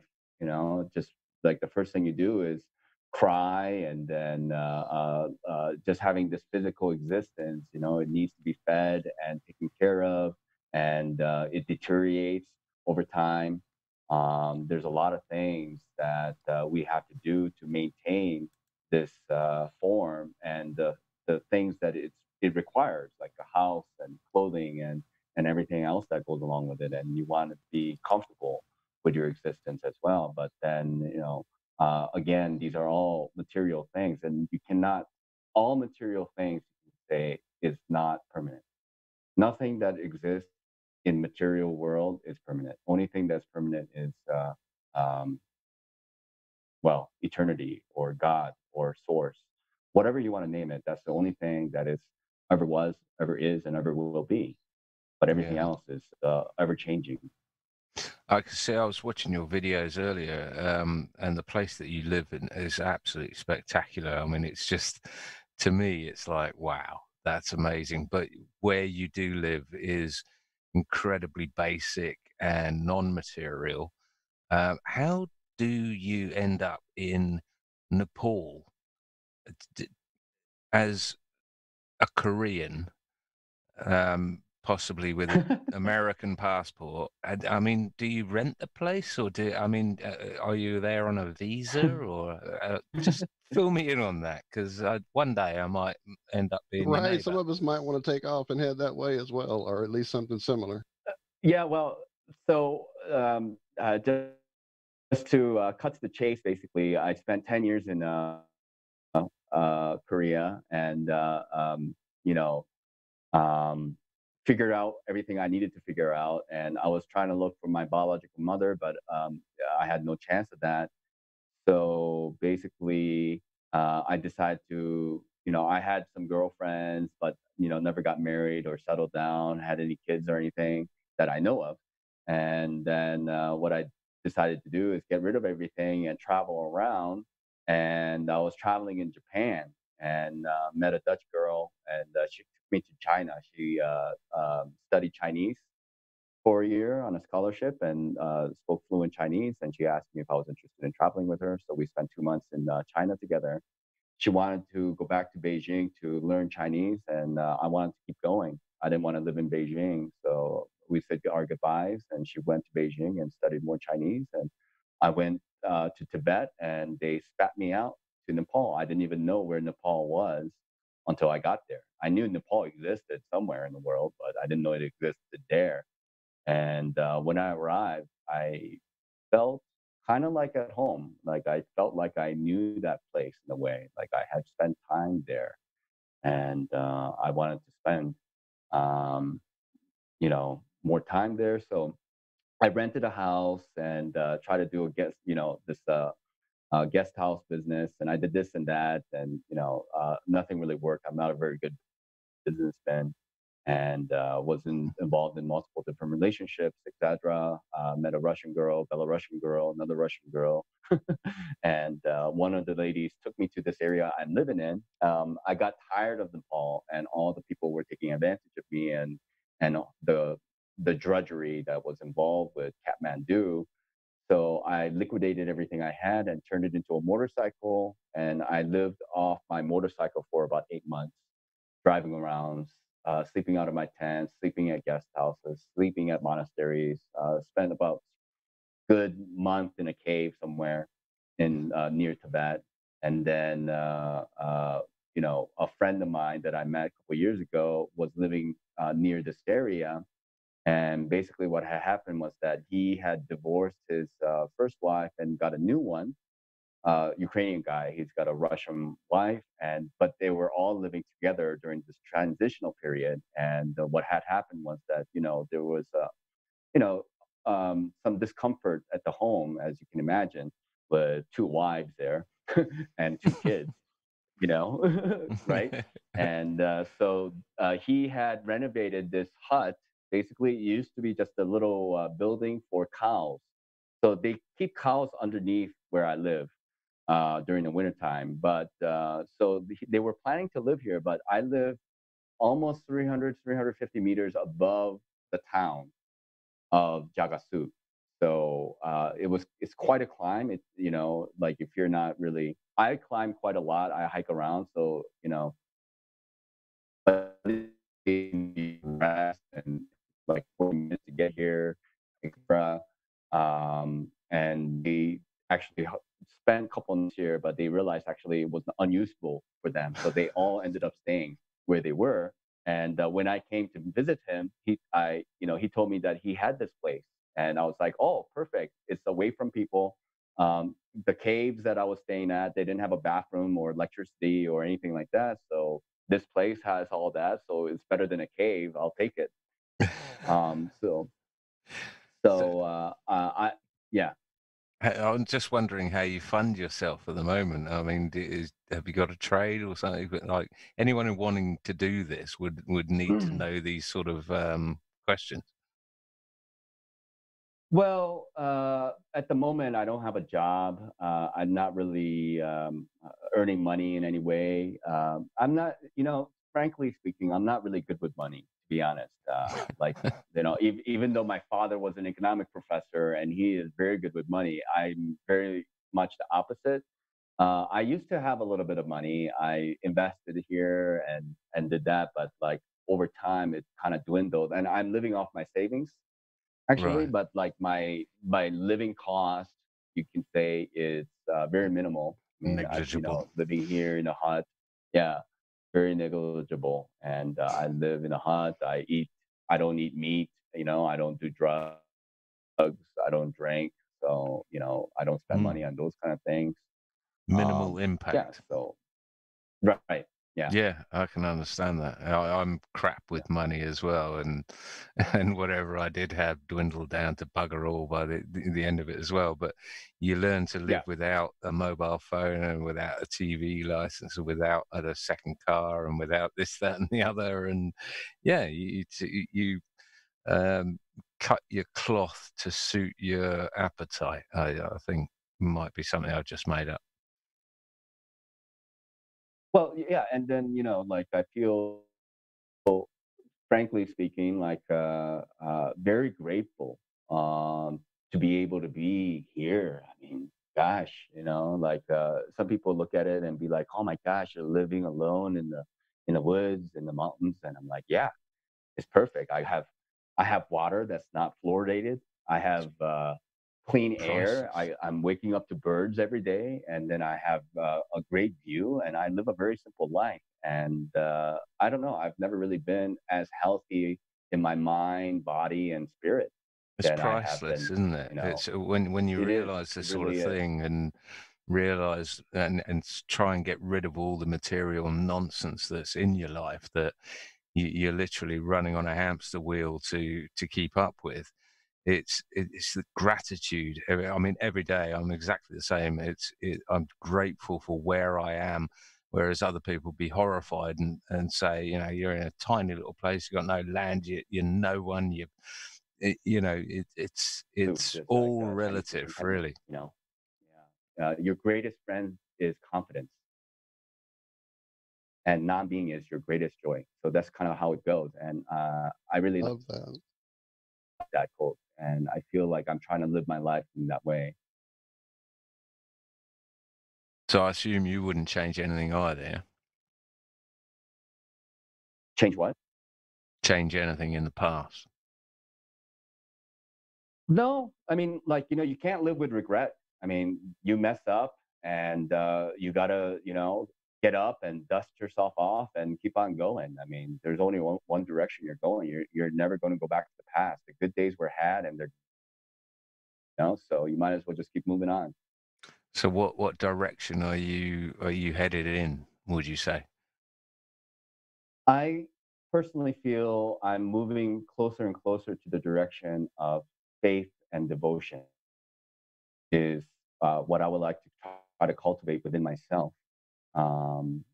Like I don't have a religion that I follow, but I do believe in God, but it's a personal thing. And God is going to be a different um, concept for everyone. based on. But to me, you got to move away from the concept of God to the experiential side of God. And I feel like I've had a experience. I got a little taste of God with my near-death experience, and I feel that that's the direction that I would like to move towards, in my life. Yes.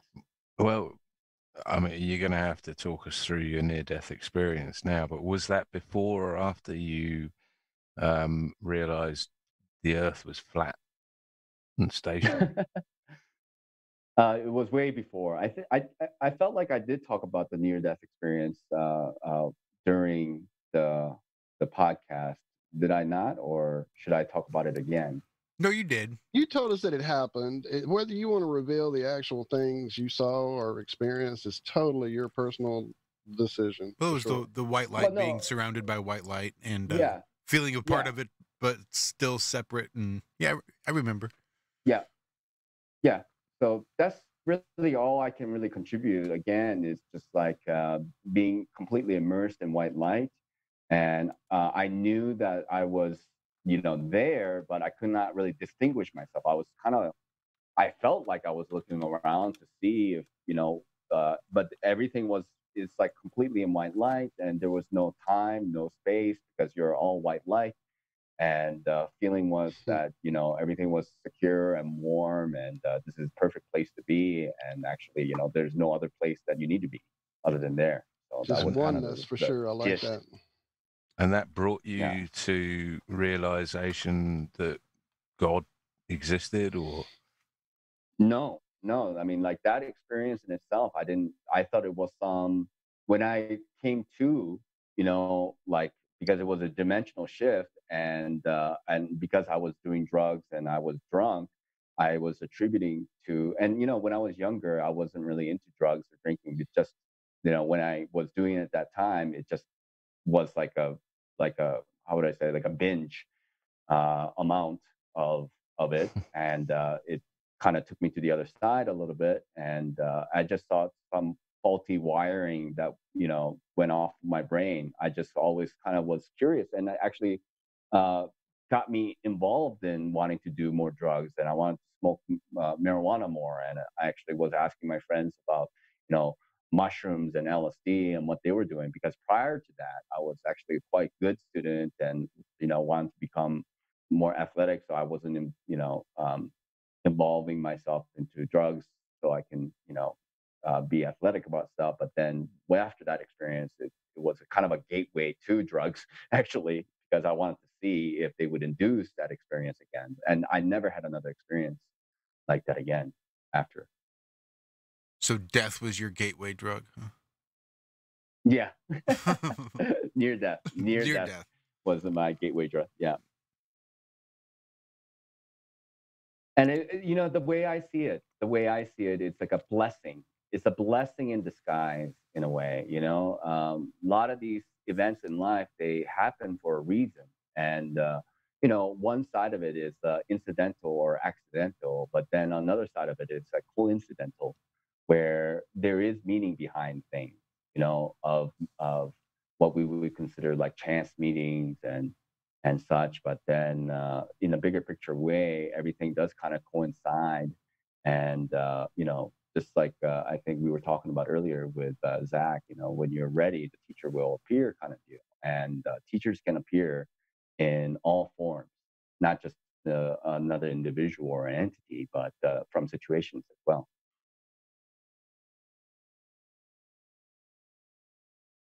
Haha, I'm sorry I did that over here. I made dinner at our house and I filled everybody's mouth with food. So people not in our house. You're talking about Zach waiting for him to join in, but I did my evil dinner time thing that I do over at this house. Feed the boys. No, that's all right. The boys I'm got sorry about that. I had a mouthful of food right when you said that. I told you. we've got to get a new time. So slot, evil. guys. We have like the most casual show ever, but yeah. poor Savage. I know. For those guys in the chat, what would be a preferred time slot and date? Right, not tea time. Don't pick tea time. There's a hint. Saturday about 10. Saturday about 10. What time is that in Mountain Time there, Savage? 3. Yeah, 3.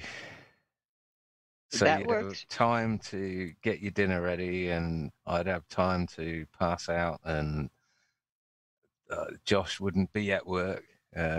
Anyway, we'll save this for another Yeah. meeting, I think. Josh has gardens to tend and yards to mow, grass to grow. Like actual blades of grass. You should see that I my have to garden. keep man. cut. Mine is nuts. It's out of control. Is it? Yeah, mine is too. It's all in containers though, so I can bring it inside if the bastards decide to freeze us one night. Actually, it's getting down to 7 tonight. But Nachiketa, do you grow your own food? Have you got a garden or that sort of thing? No, I do not. I live in an apple orchard, so the people where my hut is, being rented from, they have a lot of apple trees, and so during the season here, I am surrounded by um, Apples, I'm sure you were going to say. Apples and Lost. fruit, and Yeah. Well, do lost- wouldn't it be fabulous to live in an orchard? I was thinking the same thing, Cammy. Exactly. I live in an orchard. It's called Like no- Somerset. yeah, apple orchard, yeah.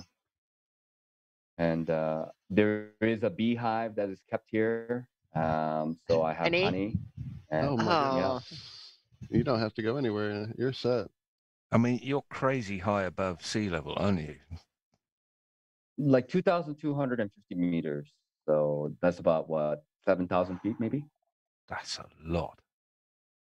Hey, Zach, he's higher than we are. We didn't think it was possible, but he is. Yeah, I know. He was telling me that earlier.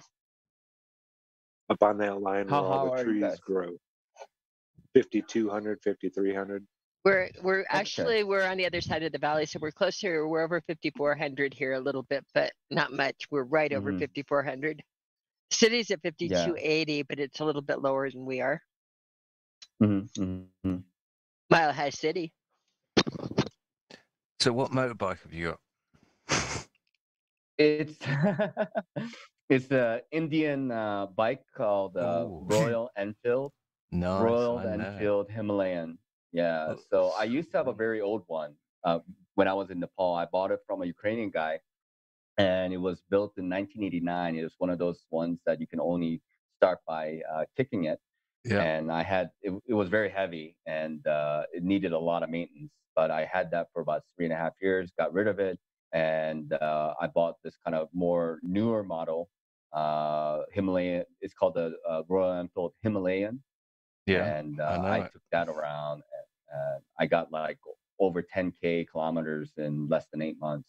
I was driving around quite a bit Wow. around That's northern and eastern India. Yeah. awesome. Imagine Yeah, if you were making YouTube videos then, man. You'd have been an absolute. You'd be inundated. You'd be able to rent your own hut. Yeah, I don't know. Like, I wasn't really like into like now. Like, I had a DMT experience, a very deep DMT experience. I talk about it in my YouTube video.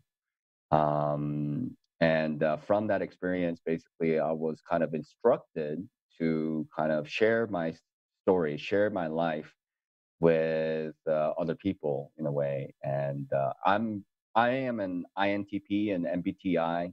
And I know you guys may not, believe it, but I am an introvert. I mean, you have to be an introvert if you can stay.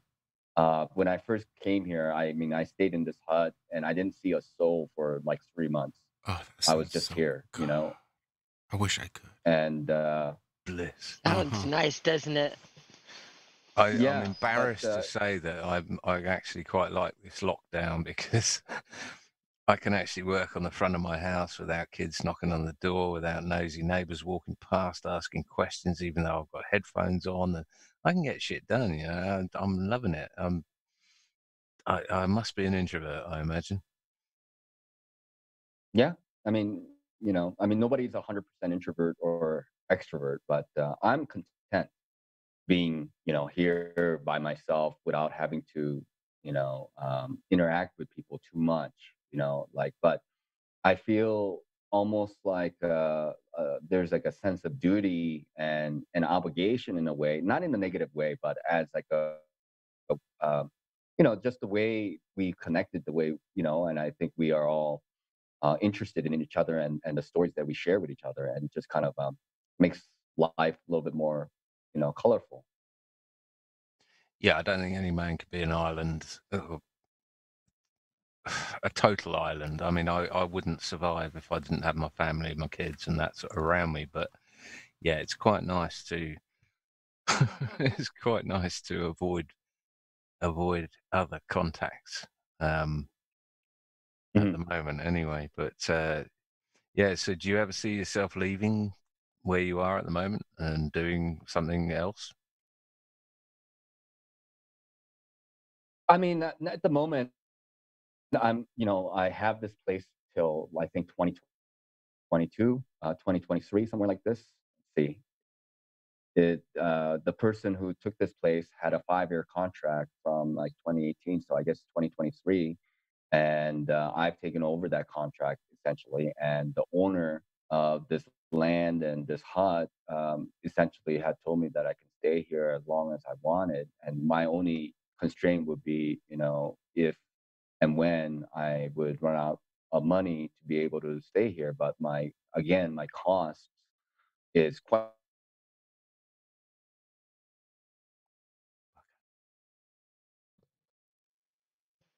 What he's saying is his costs are not the same as it is living in Denver. I if I pay.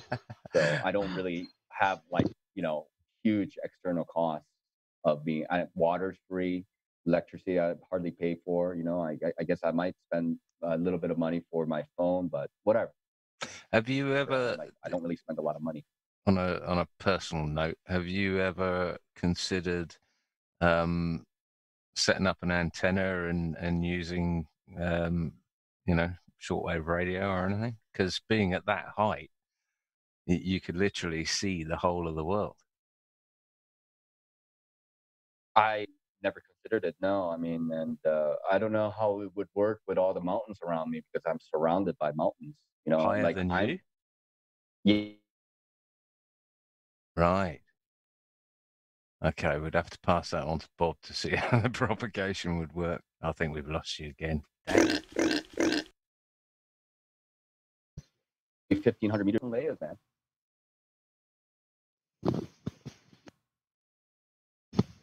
Sorry, man, you cut out there a bit. I live in the Himalayas, and like when I was motorbiking in northern India, the very base level was 3,500 meters, like of northern India, where I was riding my bike. It was like the lowest point, and then when the caves that I stayed at was at like 4,200 meters. It's just a Wow. different world. It looks like Jeez, oh, Mars. Pete. Yeah, this is a place that makes our Colorado Rockies kind of look like little foothills. Very people. Well, as far as I know, if you set up an antenna, on high frequency, long um, waves, here you can tell I'm a novice, but they go through mountains. So, I'm lucky. I'm 55 meters above sea level, and my little aerial thingy is about 24 foot above that. And I can reach all across the world, any possible place across the world. So just being at your physical height, the mountains shouldn't play a problem at all if you're sticking to the lower frequencies of the high frequency range. Mm-hmm. Oh, shut up now. So, John, just for that, on the globe model, do the radio waves work the same as like looking through a telescope line of sight, that if you look far enough, you can see your ass? Is that like Yes. if you could listen far enough, you could hear your? Oh, Yes, absolutely. If you got enough power and you got the right angle and you got the right sporadic oh my God, it's so absurd. I'm sorry. sound. I just got the visual with the sound, and I was going to make it ruder, but people really are eating at my house. So Yes, it follows the same sort of thinking of who was it, Newton, who actually said if you throw a cannonball at the right trajectory and the right speed, then it will come around and hit you on your ass. yeah. Or again, if you had a strong enough telescope, and you could zoom in far enough, it would zoom all the way around the world, and you'd look at you at the back of your head. This is no. This is stuff in the globe model. It really is. We're not can't make this stuff up. This is where We've Josh shouts, "Show me!"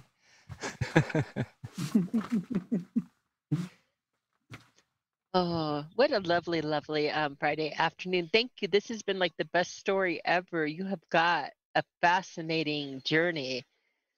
And for somebody here that believes the journey is what it's all about, yours is extraordinary. Thank you for sharing it. I really appreciate it for saying that, Tammy. And I mean, is the show over? Oh no. No, not at all. Oh no, I'm just gonna like kick back and eat. But no, I'm just saying my Okay. goodbyes because I'm gonna actually sneak some food in. But I'm just letting you Oh know yes, that I'm please. really, really enjoying this. Well, Yes, bon Nachiketa, appetit. tell us about how you um, fell into the flat Earth thing, because you were a Hmm. very early taker on this, weren't you? Right, 2014 right. or so. Well, I don't know. I mean, it's difficult for me to say if I was early or not because I mean, I never really compared myself to other people in terms of like, oh, I'm, you know, faster than you about this or whatever. It's just, it happened in Nepal. I rented a house. I was making a guest house. I had a Belarusian girlfriend at the time. I, I still remember exactly when. It was 2014 in, I think it was August, September-ish, around that time. And I remember watching a YouTube video of President Obama talking about like we don't have time for a flat Earth society, a meeting with a flat Earth society or something like this, in one of his speeches. And I was like really perplexed by that speech. Like, why is he even talking about it? Like, what is it? And I've already have done some research on like conspiracies. When I was in Korea, and I was into like I had a little bit of understanding of like UFOs and esoteric knowledge, magic. Um, I don't know, you name it. I was just, economic stuff, World War II. I was just trying to get my hands on anything I could and just to have a better understanding of reality because I was starting to wake up actually after 9/11. 9/11 really questioned about the reality that we're living in. And then by the time I left America to Korea, I saw like money masters, and so I got into like Rothschilds, and then it just was like endless rabbit holes from there. And by the time I felt like, oh yeah, I know how the world works. I felt kind of confident, and but actually I didn't know.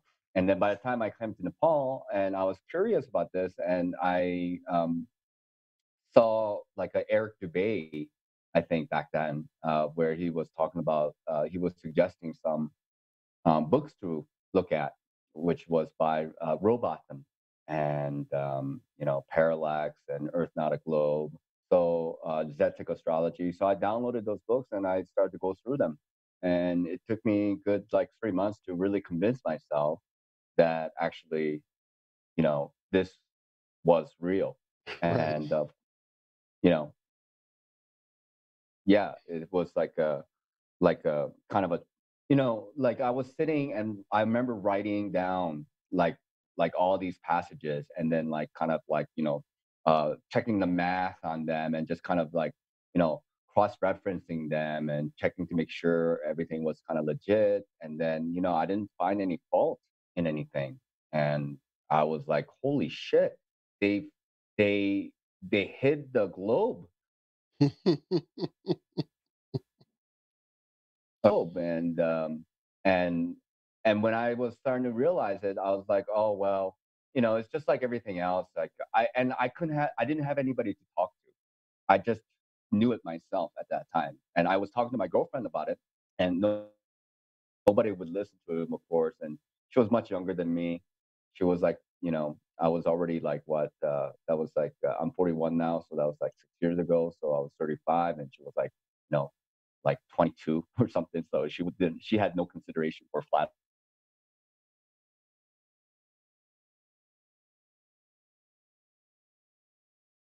And there we go. Like, okay, I'll add a Facebook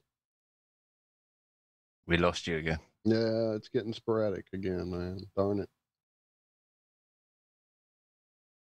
For a little bit. Style of that guy, like Ezekiel, when he's like, looking through the veil, and the other side you have like all of these Yeah, luminaries. the Flammarion engraving. Yeah, that one. So that I used that as my avatar for a long time, and I was like telling people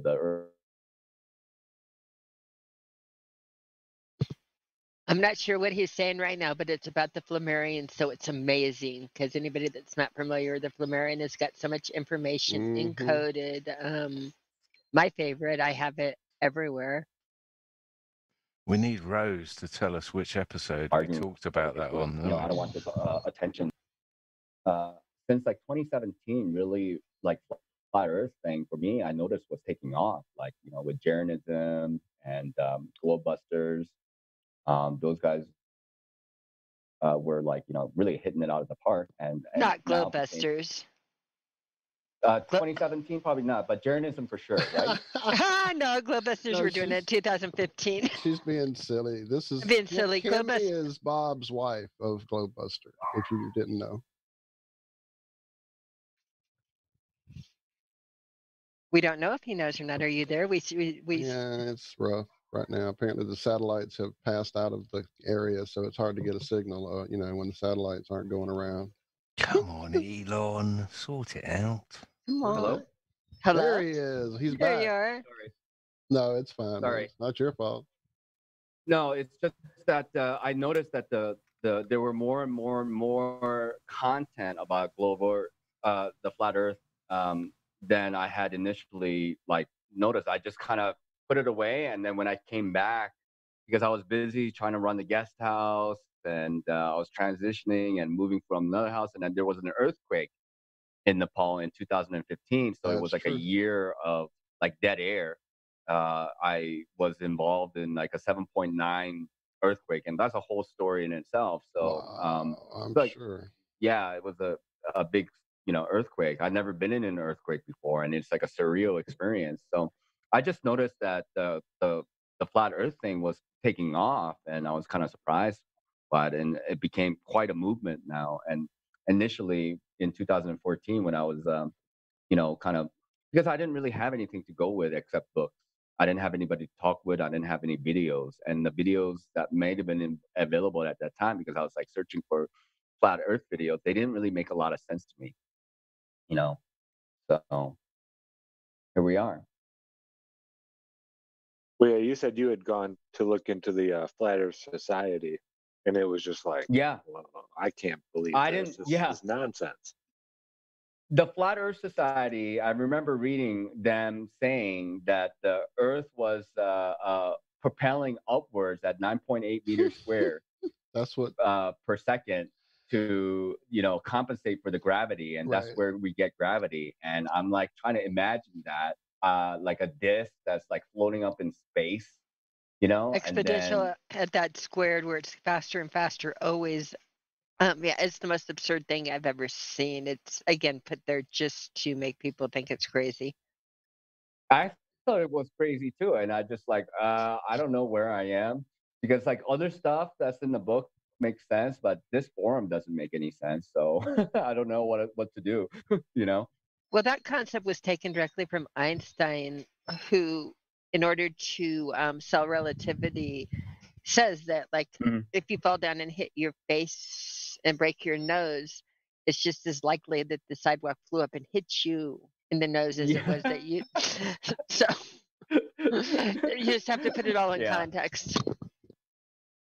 Yeah, I mean, like I still don't understand like physics or science per se. Like I don't really understand the language behind it, and I don't really understand like what the hell they're talking about. Like I can read it and then be able to like, understand the words, but I just have no ability to imagine what they're talking about, I guess. Because Yeah, it's not that's part real. of the illusion. I'll just say things Yeah. that you don't know the meaning of, and you're not going to have time to comprehend by the time I get done with this Hmm. sentence. So And you feel you're that, lost. yeah, and they do You it in a way to make you feel stupid, like, oh, I'm not smart enough to get this or to get it, and it must take a smarter mind when that's not true. They're just lying to everyone. I think Well, they call it bamboozling. yeah, but I never had an issue with that because I never really believed myself to be so intelligent. It's just like I've always been very good about like, hey, this is what I understand and this is what I don't understand. And if I don't understand it, I'm not going to pretend like I understand it. And so there was always like kind of like my hands up in the air and like in this kind of like, oh, I don't know motion often when I was looking at stuff.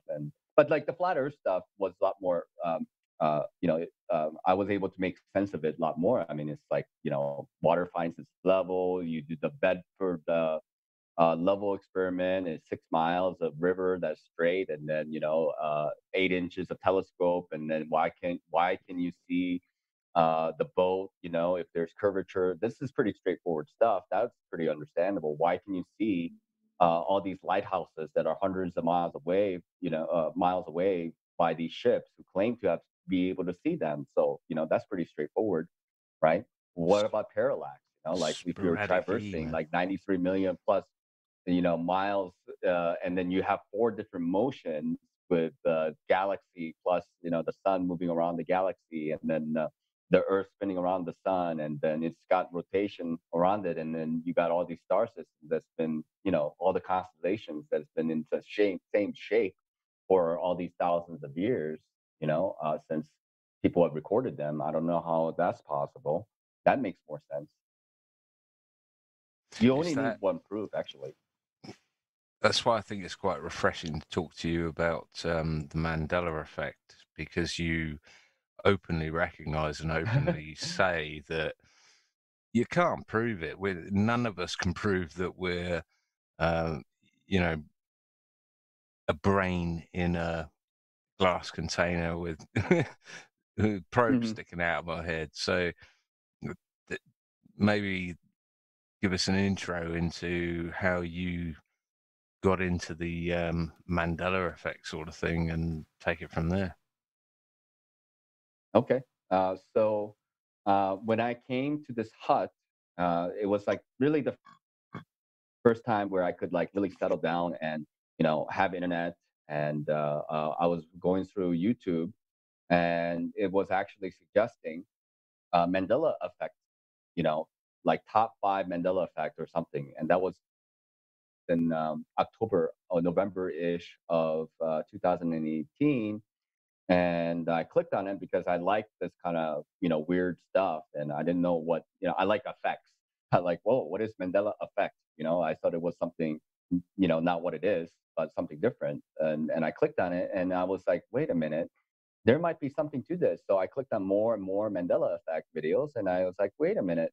And so I went through the same motions like everybody else would when they experience or when they think they experience a certain change, and they can say, well, maybe the branding had changed, or like the company changed logos, like Ford changed, like nobody remembers the pigtail on Ford as an example, but they could have changed it, and then you look into it and you're like, wait a minute, it's always been like that. You're saying that the VW Volkswagen always had that line between the B and the W. There was no point in time that they were together. So you start to question these kind of things. So maybe other questions starts to come up, like, well, what if it's like done by Google? Like Google, like it existed, but they were able to um, somehow change it, like, visually on everything, and they're trying to, do some kind of psyop and screw with people's mind. But then for me, what really kind of was hook, line, and sinker for this whole Mandela effect was the Bible verses. Because I'm, like I said, like I was never really a Christian myself, but I knew some Bible verses, and I mean, I was interested in the parables and stuff. So I remember the Lion and the Lamb in Isaiah, and it was always Lion and the Lamb. And I've seen a lot of paintings and crafts and stuff that was Lion and the Lamb sitting together. And then I remember the wine bottles, or the excuse me, the wine skins, and then that had changed to wine bottles, which did not make any sense to me because the wine skins, there was like a story behind that. You put the new wine in the new wine skin, and you put the old wine in the old wine skin, because it was a kind of a parody, not a parody. It was kind of an analogy of how there are different ways. There are, old people need old ways, and new people need new ways. There are different ways to interpret that, but like, you know, new wineskin, because it's new, it has the ability to stretch a little bit more and be more flexible than the old wineskin, which has already been used. So you should only put old wine in the old wineskin, otherwise it will burst. Okay.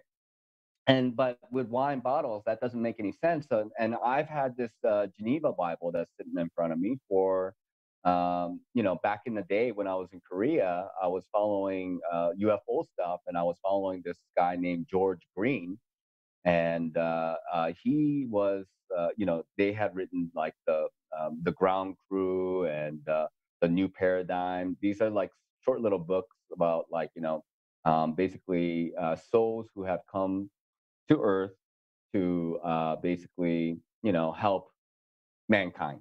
Let's say, that's kind of the gist of these books. And he has suggested to buy this Geneva Bible, which is not the King James version of the Bible. And when I looked at the section where the Lion and the Lamb is, and the where the lion wineskin should be, it had physically changed. It had changed to wine bottles there. And then I was just like, oh my gosh, this is surreal. This is real. This is really happening. There is physical changes happening that is supernatural, that you cannot explain what it is. And then you go, and I've been really involved with it for more than a year now, and I know that it exists. Nobody knows exactly why or how, and there are different ideas about that. But I know that it is a real thing. Well, like I told you on Wednesday, I mean, I know a lot of people in the community kind of have hit on this years back and gotten a little over it. And some people have looked at it and said, oh, it's basically just them manipulating things, because basically everything information wise is online and in somebody else's control at this point. So they can surely manipulate all that Mm-hmm. shit at will. However, in a store Mm-hmm. in the mid 90s, I was looking for a gift and saw this Berenstain Bear books and went, what the hell? Because it was always Mm-hmm. Berenstein's for me as a young Yeah. 2-year-old, 3-year-old reader in the early 70s. So, that was long before they could manipulate online. This was not, it wasn't, it was in a store physically Yep. changed. So it started before they could Yep. just manipulate online stuff, to me anyway. So there's Oh something yeah. physically, they may have gone through a whole campaign and reprinted the books, and sure, they have the ability to put that effort into it, no doubt. But I also remember Mandela dying when I was in college in the late 80s, early Mm-hmm. 90s, and interrupting my Mm-hmm. shows. So, that again, who Mm-hmm. knows? They can do a lot of manipulation in all their little Well, media. I mean, yeah, there's a whole slew of examples, and everybody is Mandela affected. It's just that they need that one or two, you know, like ones that they're very confident with their memory, and they're like, for sure, I remember this or that. But then when they look into it, they realize, holy shit, it's actually always been something else than what I remember, and that starts to break down one's paradigm of what they thought was reality. So a lot of people here in the community they are aware of a few different Mandela speakers. I don't want to speak for everybody. Some probably know loads of them, but we all know, Brian Stavely channel, Yes. Truth Seeker 69, people like that. What were the channels that got you going at first and are still out there going that are like? Well, it was EYA actually, and her Bible changes. And there's another Mandela Effect channel called Harbinger of Harvest that I also looked into, and he had a video that was titled something like 99% chance or 99.9% chance that Mandela Effect is real. And also Vanessa VA, her channel helped me to look into this phenomenon in more seriously. And then Suso, his channel also helped me a lot. But then Brian, initially when I was over at Brian, I remember him talking about the map changes, and he had a much smaller channel, like maybe 20, 30 people at the time, and I had a different name. I used to be Mishka, the cat, was my previous name before Nachiketa. And and another one was SMQAI. I was spending a lot of time over at his channel, but he's no longer on YouTube. He has moved to somewhere else. But he and Chick did a lot of shows about the Mandela effect, and they talked about it. So they are also very helpful in my awakening process. Yeah, that's awesome. Now, is there like a Mandela community that's pretty large, kind of like the Flat Earth community? And has it been growing a lot lately, at least in your Well, experience? I'm not sure. Like I'm not on Facebook. I don't have Instagram. I'm not on Twitter anymore. I essentially only use Facebook. But I am. How do I say? Like I am somewhat close with the person who is organizing the IMAC, International Mandela Effect Conference, so IMEC, and they will have a conference in June, in towards the end of June.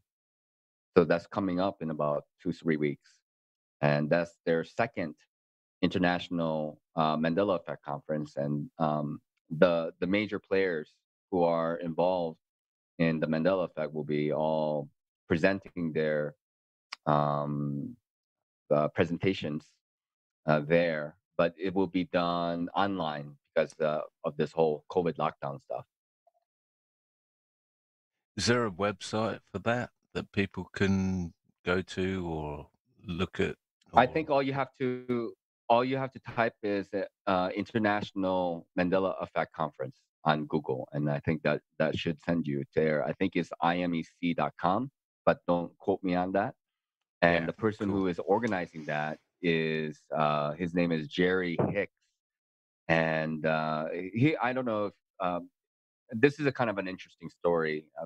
If you guys will allow me to just tell it, it'll just be a few minutes. So um, there is a channel on YouTube called Rippin' Rabbit Hole, and Rippin' Rabbit Hole is operated by a guy named AJ, and AJ happens to be from Ripon, Wisconsin, where I grew up, and he knows my sisters.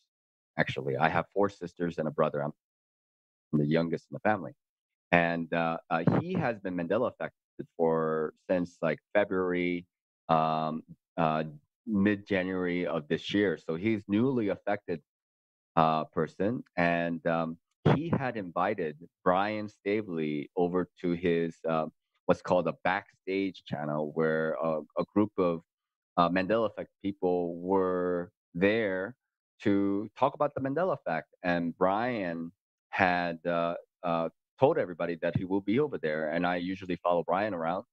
And I was listening to the conversation, and I realized, hey, his name is Ripon, and I was thinking, like, it can't possibly be the same Ripon that I am from. Must be some other Ripon from who knows where. And then the next day, Brian had reposted that conversation on his channel, and Ripon Rabbit Hole was there, and I ended up talking to him by chat, and I was saying, hey, Bollocks! What happened there? It'll come back here in a minute. In a second. I was literally going to say the same thing earlier. It was a question I wanted to ask. Mhm. Was the Ripon podcast the same we know each other. Ripon where he said he grew up in America? Sorry, you dropped off You there, dropped man. off. Yeah. Sorry. Yeah, so We heard Ripon, Ripon. Wisconsin. Yeah. Yeah, Ripon, Wisconsin. Yeah, so he grew up in Ripon, Wisconsin. He was born and raised there, and then I grew up there. He's a few years older than me, so we were in different grades. Because you But said that he's heavily into Mandela effect. you said that it was like a small town, country town in America It is. called Ripon, It is. and Yeah. and that just that clicked something where I was looking at your videos earlier, and it was like Ripon podcast, and I was like, really? I'm gonna have to ask about that. But yeah, you answered that nicely. Cheers. Just another side question. AJ, does he have a channel, a main channel? Yeah, it's called Ripon Rabbit Hole. Oh, that is the And, channel. Okay. I wasn't sure if that was the same person Yeah, or not. that's the name I of thought his that might channel. be two different You can people. just type in Okay. Ripon Rabbit Hole. All right. And We'll put that in the he description does as a well. lot of like Art Bell stuff, and I'm trying to get in. I was interviewed on his channel, and he is not a flat earther, but I'm trying to convince everybody little by little. Every week, I'm getting them more over to the flat earth side, and just like here, I'm not necessarily trying to convince you guys of a Mandela effect, but I think you guys can, of course, decide on your own whether or not this is a real phenomenon. Well, we're all flat earthers, really. But what did you take away from meeting this guy from Ripon in the small town that you were adopted into? And I mean, do you believe in coincidences? Do I believe in coincidences? I think like my state of being now, I would say that I don't really believe in coincidences. I think everything is meant to happen. Everything, we're just kind of like going with the flow. And although it is amazing, it is awesome, and I am grateful for that, but I feel like there is a greater purpose to all of it. And we're just kind of going through the motions, you can say.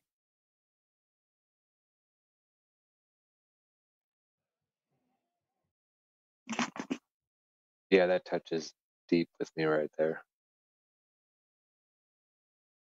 There's something that we're supposed to be doing, but you're not told about it. You're supposed to just kind of do it, but there's all these distractions around. Yeah. Nachiketa, Yeah. Yes. it's been a absolute pleasure. It's knocking on 1:30 here in the UK. It's probably knocking on 5:30 in the morning over there. I'm Almost going 6, to, yes. yeah, I'm going to gracefully bow out. But it's been a pleasure talking to you, and I look forward to having you back on. And yeah, you've been an absolutely eclectic guest. Brilliant, love it. Speak to you soon, Thank guys. you very much, John. No worries. And guys, thanks for having me back on. And yeah, hope Glad to you're be back here. around, Savage. Come hang out more often. Yeah, I'll be Talk to you in busy. 5-10 minutes. You'll speak up again, something like that. We know this drill. Talk Love to you, you Sam. on Have a good night. on HF. Yeah, have a good night yourselves. Day, night, afternoon, whatever it is, and I'll speak to you soon. Morning. Cheers. All right. So I probably know the answer to this already, Nachiketa. Besides your YouTube channel, is there anywhere else people can find you or access to, just hang out? Do you do any like Twitter or any other social stuff? No, I quit Twitter. I don't do Facebook. I really abhor Facebook. I have no interest in Facebook at all. And YouTube is all right.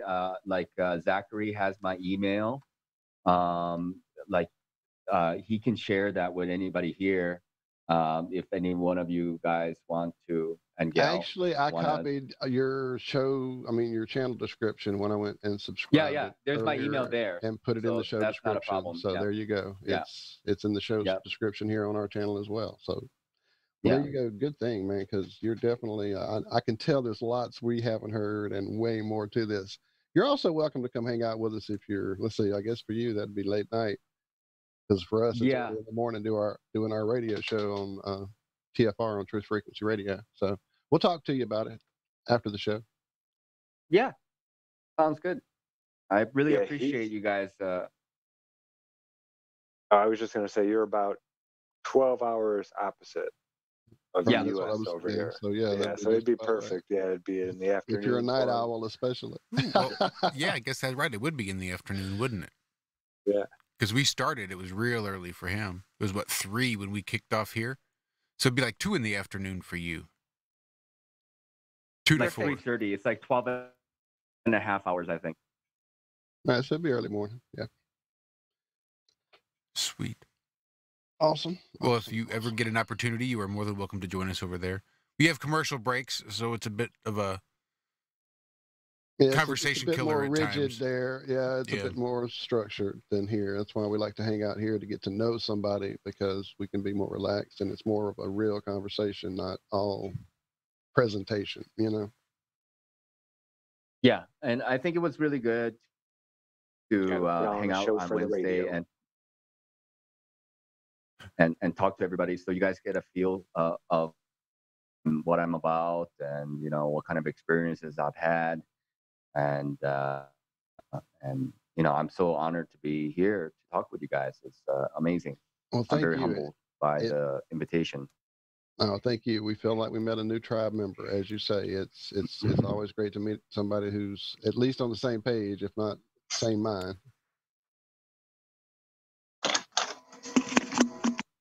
And what I wouldn't give to be able to take a month off to go live in a cave Exactly in Tibet. what I've thought through this whole show, how amazing that life would be, if not permanent, at least for a summer or a winter or something, to take that time and live that life. It would probably become permanent if I even got a good taste of it.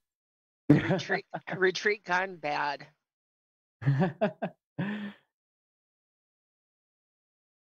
Now, and speaking of the show and the guests, you guys had Beth Martins on your Ironworks show.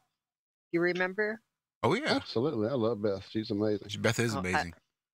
I love Beth too. I will be on Beth's show on Tuesday, Oh, 12:15 Denver time. So that's Mountain time. So that would be, I think, 11 Pacific and 1 o'clock Central. So definitely anybody that wants to meet up with Beth, she was wonderful. And again, I met her on the morning show on Ironworks, and so it's fun again hooking up with her. She's great.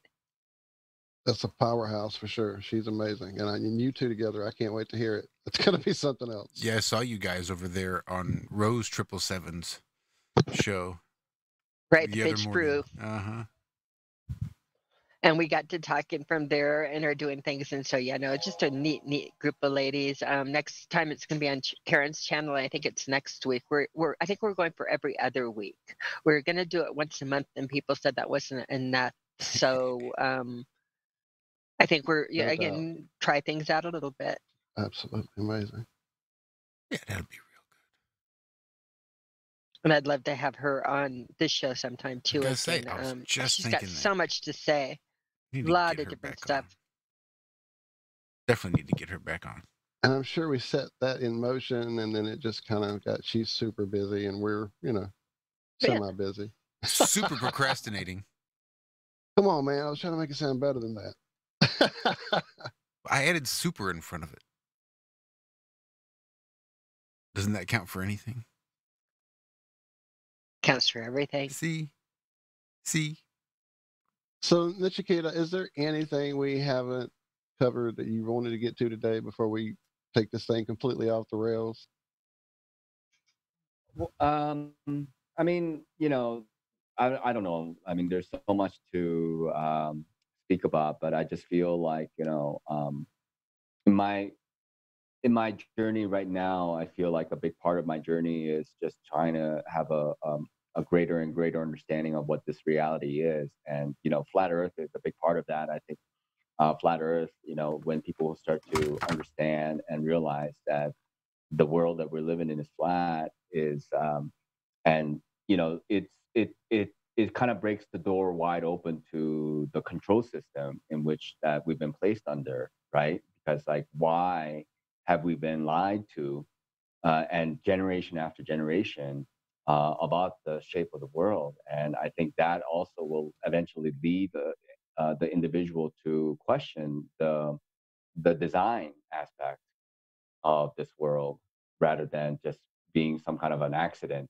We're not here by accident at all, and that, I think is a kind of a segue towards like spirituality, and I think that's a big part of our lives.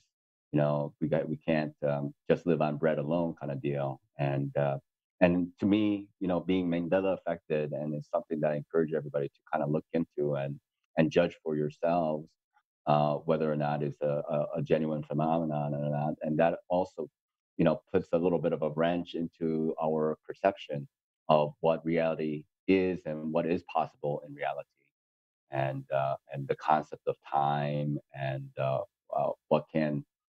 what we consider as material things and how it can change. I think it start to make one think about different things. So I don't know. I think these are very important topics, at least to me. Those are all of the important questions and answers. I mean, not to you, but to everybody. When you get down to it, those are the important questions and answers. And Yeah, you said it so well. No, that was I beautiful, think man. Thank you. and I also feel like the questions themselves, it's the quality of the questions that will lead you in a direction. It's not that we should be, there isn't some kind of answer that's written down for every question. It's the questions that arises within the individual that helps you to, um, cultivate this desire to want to know the truth, right? Because the question is there. It's a genuine curiosity, and it's something that I think we will continue to have, until our moment of death. We will have more and more questions, and life in itself is a big mystery. But at the same time, it's our duty, being here to try to figure out what that mystery is about, even though knowing that you will not know the full mystery of everything, but still, the journey is what matters, in my opinion. Again, beautifully said, my friend, for sure. I hope the writing bug catches you one day, for sure. There's so much you need to put down and have available for folks, for sure. Not everybody makes it over here to YouTube, and some of the negativity. It's all, yo, you just learned that from YouTube University. So definitely to have that out there is it's needed. Yeah, I appreciate that. I think I think it will when the muses come and will inspire me. I have Oh, yeah. other inspirations at the moment, and I think I will deal with what's in front of me. And when the time comes, I think something will be documented and disseminated Absolutely. accordingly. Absolutely. Well, thank you for sharing all this with us again, man. I'm not sure how much longer Yes. you're wanting to hang out with us. We can go all night, and we have done it many a time for sure. But as you say, life is a mystery, and every man must stand alone. Yeah. I mean, I hear you call my In name, my and it feels like home. yeah, that's Madonna's song, isn't it? It is a Madonna song. Yeah. That's the one where I was no longer when allowed you to call watch my Madonna name, videos. like a prayer. Yeah. Yeah. Speaking of journeys, I have wonderful, wonderful pictures of Ted in Karen Land. So I know that journey is complete and he's there safely. So Awesome. it's so nice to know. I'm loving Awesome. seeing the pictures. I'm so glad it all worked out nicely. So, Man, just apparently that's the place to be. So There are a lot of these power couples now in the truth movement, like Karen and Ted, and Brian and Steffi P are there, and like really right. excited.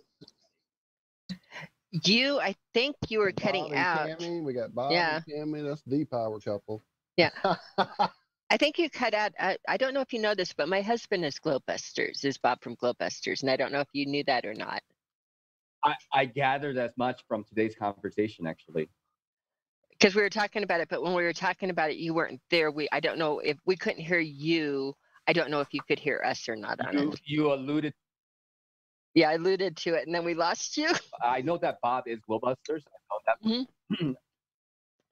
I knew that Bob was Glowbusters, and I know that you are with Bob, so I can put those two together. And then when you were talking about how Glowbusters were making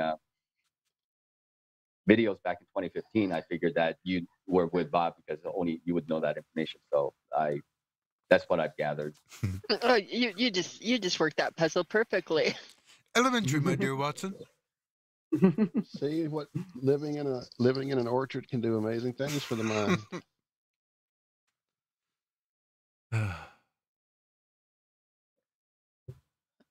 Yeah, that sounds like a dream, living in an orchard. Yes, it does. I was looking for one in New Mexico, but I never found it. Well, I found an orchard, just not mine. I didn't get any of that. I was just saying I was looking for an apple orchard to live near in New Mexico when I was out there searching. And they were all like in the middle of the desert. Yeah, these were all in the middle of the desert, all irrigated, especially. Yeah, it was weird. I mean, they had a lot of apple trees up in the mountains, but they didn't have any orchards up there. Mm-hmm. Yeah, it was weird. That is weird. That is very artificial. Yeah. Apple orchard in the middle of a desert doesn't seem right. Yeah, they definitely would not have been there without man's help. Mm. Not my type of place. I mean, we just have to be where we are. I mean, that's all we can do. I mean, we are where we are, and and there must be some reason why we have to be there. I just kind of feel that way. I just feel like wherever I am, that's where I'm supposed to be, and I feel there are lessons or some kind of codes or something that's going on. I feel like I'm seeing a lot of like synchronicities, in terms of time and events happening and just these coincidences, quote unquote, are happening. And I'm just like, okay, well, I just shrug my shoulders and be like, okay, what am I supposed to do? Like I pray and just be like, okay, tell me what I should be looking out for. Like, but the opportunities just present itself. Like message me and then we are here and we're talking about stuff. And hopefully this message will go out to people and maybe will pique somebody's interest and they'll start to question things and it just goes on and on that way. It's a vibration thing. Absolutely. It's kind of like grow where you planted. But remember, vines can take down walls. So yeah. Well said, Walt. Yeah. We live in a very amazing world, but very scary at the same time in some ways. I mean, it's just so much that's going on. I mean, especially now, like there's a lot of positive things that's happening with this lockdown, but at the same time, everybody can see, and you can't avoid the pink elephant in the room of this whole racism stuff and the potential martial law and reset, and it just is like can make you really feel like, wow, is this really happening? And it is in a way, and how do we deal with all that? And we all have our own individual lives that we have to take care of as well. So I don't know. I'm not trying to provide an answer for anything. It's just that I just like to see things for what they are and just kind of point it out for what it is, rather than avoiding it or pretend that it's not happening. Right. I think the best to deal with is one step at a time, and don't quit moving, don't quit trying. I think that's Yeah. always the key to every journey is don't give up on the journey. You know, keep emotion, keep thinking, keep wondering, keep your curiosity, and look for the answers. Look for the truth. Absolutely. Absolutely. You know, you gotta you know, once you start questioning things, and once your curiosity stops, then you know you are dead. In essence, you might still be alive, you might still have a pulse, but there's no sense of wonder anymore. You know. It's what we brought when Rose was on here from the song "The Rose and the Soul," afraid of dying, that never learns to live. If you're worried about dying, you're not living. No.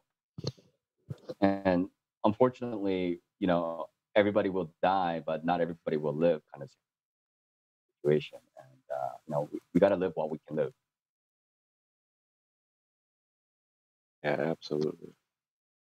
Well, on that note, it's been a fabulous Friday afternoon. Thank you so much. I am going to cut out and say my goodbyes now, because it's time to live and take care of my family.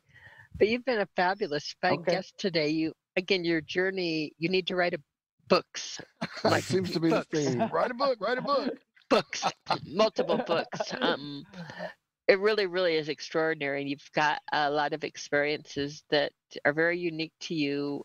And again, we all learn a little piece by sharing experiences that we haven't had. In yours, you've definitely got pieces that are missing for most of us. And so, thank you for sharing. Thank you very much, Cami, and it was it was a big pleasure to finally meet you and speak to you. And you're such a wonderful individual and a human being. And I love the work all you guys are doing regarding flat Earth. And I saw your video on this channel of the presentation that you and Zach did, and it's really great to take off. And you guys are all a big part of it. It's fun to be part of the wonder and part of the curiosity, and that it's been, I would say, quite the journey. And it's something. Flat Earth is the biggest, again, journey to really see where and why it opens your eyes in so many ways that would have been hard to imagine 10 years ago. Mm-hmm. And there's still a lot of things to figure out regarding flat Earth. I mean, we know yes. that Earth is flat. Indeed. Indeed. But yeah. Yeah, you can get me down those rabbit holes forever, and that's why they're scared. You're lighting a fuse there for sure. No, we love to get off into nerdville, man. We geek, science We'll have to save it for another time. Absolutely. You're definitely welcome anytime, and we'll talk about getting together on the morning show too as well. Well, I morning really for appreciate us. you guys having me here. And, Thank you, my friend. I think I will also head out as well. And thank Absolutely. you very much for the conversation. You guys all have a good night, I imagine, evening. That's it. And That's it. see you guys next time. You have a great day, my friend. Nachiketa, thank you so All right, much. Take care, guys. Thanks. Thanks so much. Thank you, man. Take care, man. We'll see ya. Yeah, later, guys. To think that his day is now going where you guys were about at the end of your radio show this morning. Right. But he's a day ahead. Right. Now he's all keyed up and can't take a nap, and yeah, the whole Ready to nine go yards. shopping or something out there like Zach was There we this go. morning at That's 5:30 it. in the morning. Go hit the apple trees. Go climb a few trees. I'm sure that's his day So of shopping. nice. That would be amazing. So nice to amazing. think about. Yeah. I want that too. I want that recluse life for a little bit, or that, what he says, a little bit of an introvert. But I could see living again in a little forest and having people come for herbs and rocks, pretty rocks, and that would be the life. Yeah. When I first came over to Oregon here to take my sister and my mom and the family here to live, I was blown away by, like, this hill would be full of, orchards of some kind of fruit, nuts, whatever. Here's another whole hill covered with grapes. And it's like, man, you could just like take off camping and never leave the land, just live off of all these different fruits that are just wild and growing here. Berry farms left and right. Of course, you'd be doing a little trespassing and a little borrowing, but hey, still living off the land, right? Mm-hmm. Yeah, food forests are great. I wish I could have a spot big enough to plant one and live long enough to utilize it. Indeed. Indeed. Well, thank you all, guys. It was an amazing morning and lady. And may we And all find our an like amazing happy afternoon. fantasy. Yeah. Hope we all find our little fantasy world. What Well, we're I looking think you for. guys are looking in the right direction, heading over to Karen Land. I think it's In that direction. It's a pretty part of the country. something I'm gonna be looking into with you guys soon. You just don't know what might happen. Oh, I love it. See, Well, you know me, I'm trying to get everybody out there with me. Right, of course. That way you guys can come into my little forest cottage and come and get some pretty rocks and dig for rocks and grow some herbs, and that's very nice. Sounds like an amazing plan. You need to just build an actual iron realm. The Mhm. realm. An Exactly. actual, that's my fantasy job, and I had a job offer there before a year ago, and I'll have to look and see if it's still open. But they have places there that you can go as tourists to go and dig rocks. And this place out there that, again, people go and you just dig in the dirt and look for rocks. And that there's a place there that was looking for somebody, a gemologist, which happened to work because I go, well, I happen to be a gemologist. And he's like, well, he's like, perfect. But to help people point where to dig, and when they find things, tell them what they found and go over and work with them out in the field. And I can't imagine a better life than if they would actually pay me to dig in the rocks and explain rocks to people. I can't imagine being happier. Can you imagine getting paid for that to, again, dig in and say, ooh, look at that rock. That one's pretty. Let's go for that. Exactly. I was thinking that would be the That's life for quartz me. or, yeah. Even yesterday, as my nephew and I went outside to do one of his outdoor school assignments, because they're all doing computer work now, they're not going to class. So we went walking around behind where they live to the railroad tracks there to dig for different types of soil, because he was going to make a jar full and make it wet and layer out and all that whole thing. And walking down the tracks, we found a railroad spike, and I'm like, oh, that's like the holy grail of walking the tracks. And so we had the whole like experience, the afternoon. It's pretty amazing. And I was just thinking, man, this would be the life, just to be out, be away from all this crowd, not have to go to school. You know, he can do it on his time, learn it when he wants to, learning outside. It would be amazing. It would be amazing. Eyes I lost open the and the thread of why I started wonders. this, Yeah. but yeah, But the just- wonders you find, the things you do find outside with your eyes open and working in nature and being there, you learn so much. You're doing the fantasy the way that we're meant to operate. Walt, is where you're going with it. It felt right, didn't it? it felt amazing. Yep, it definitely did. So that's what I'm going to be working towards for damn sure.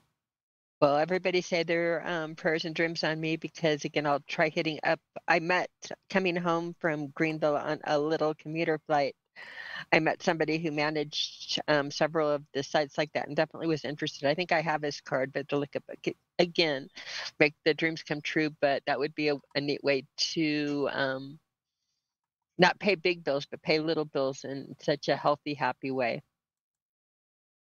No doubt, no doubt. Speaking of energy and positivity and love, send a lot of extra prayer and energy and positivity in the direction of our friend Douglas Falk and his family. His mom is going through some pretty intense health issues at the moment, just like his dad, and he just recovered from some. So he's going through some rough times right now. And Heavy stuff. definitely sending lots of love his way. I'm doing the same now. And along that vein, we are trying to nail down some guests for next Friday morning, which I think will be really good if we can do that. The ones John mentioned. I was going to mention that too. So shout out to Savage for that find. You know, the trials and tribulations of being a line producer. Shout out to the Alan Holman. That being said, I think I've got a guest booked for next Friday night. Nice. Who's that? Well, I'm going to keep it secret just for now. But interesting. Do we know? Once we stop streaming, maybe then okay, I can tell you about it. I think it's going to be kind of cool. Okay, You'll be excited. Good night, everybody. No, good night. It's nobody that you know. I will tell you that. But that's cool. I like that. And I still have the William that I met on Twitter that I keep telling we'll get to him on having the show soon enough. And William Logan. Just haven't had a minute since all the things here. So I'll have him soon. Awesome sauce. Shout out to the Really Woke Show and Big Brother Bry there in chat. Much love back at you. Absolutely. Oh, and I see Vagabond in chat. Shout out. Oh, there he is. Yes, Vagabond. So, You always and everybody else, Nemo and Free Flow and all the ones who've been here, Dawn and Liz and Brian from the Scouts. And a lot of others I missed, and I took my glasses off, so I'm having struggling times with chat. It's time for me to say farewell for this today as well. Yeah, I think me as well. Again, just wanted to let you know if you're curious as to, what really makes you ill.com. Nice. Make sure you check us out on Friday morning over there on Truth Frequency Radio, tfrlive.com. Awesome. Head on over to the chat room /chat, log in, and join the Iron Scouts and us as we, again, meander through our Tuesday and Friday mornings. But this Friday is going to be pretty good, I think. Ooh, I'm excited. Hope the hurricane's over by then, because if I get home to a week of no electricity, that would really suck. Here's something I haven't done in a minute. No man is an island, entire of itself. Every man is a piece of the continent, a part of the main. If a clod be washed away by the sea, Europe is the less. As well as if a promontory were, as well as if any manner of thy friends or of thine own were.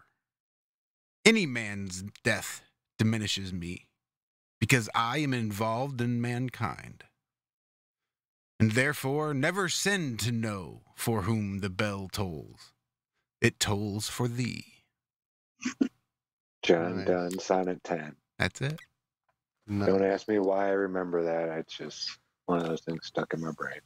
I was a big Steinbeck fan, so I had to learn it. Very nice. Very, very nice. Well, on that, I will say I love you all. Thank you all. Chat, you were awesome. Everybody listening in the future, love you as well. Or in the past. How did they do it?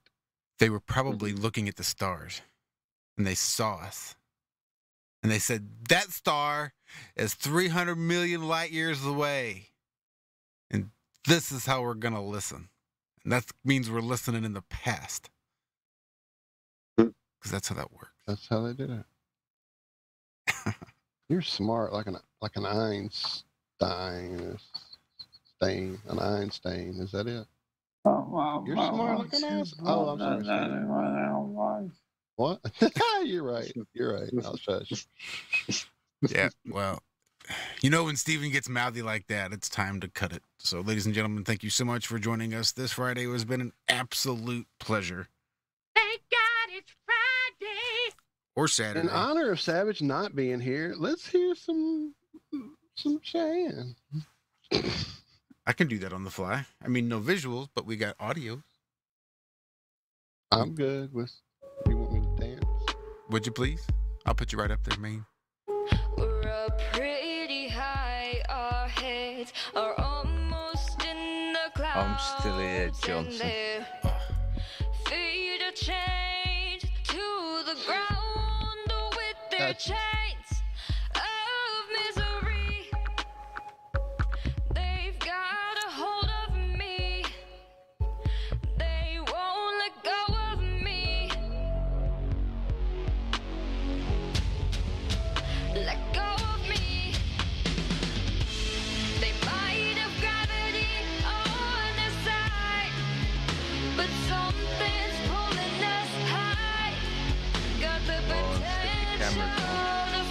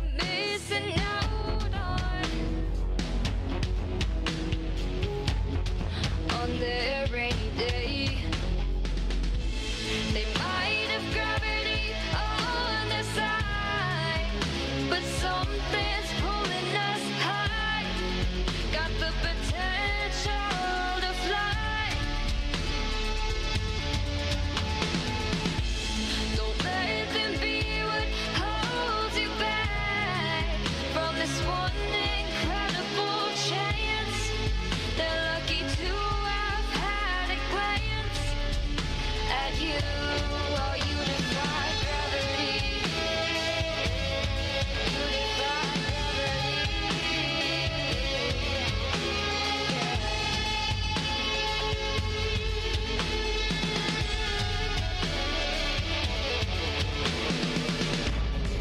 They say we aren't strong enough.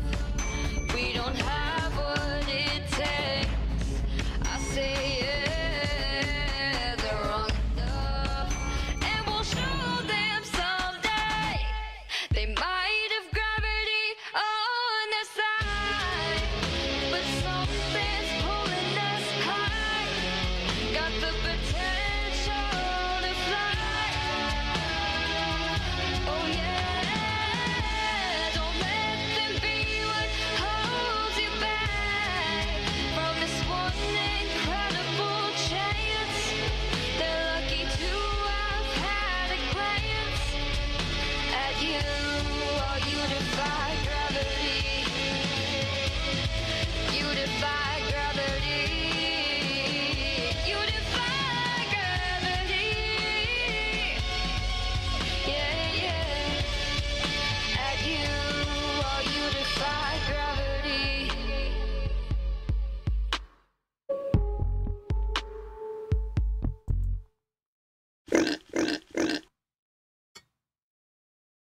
Pig has got to go.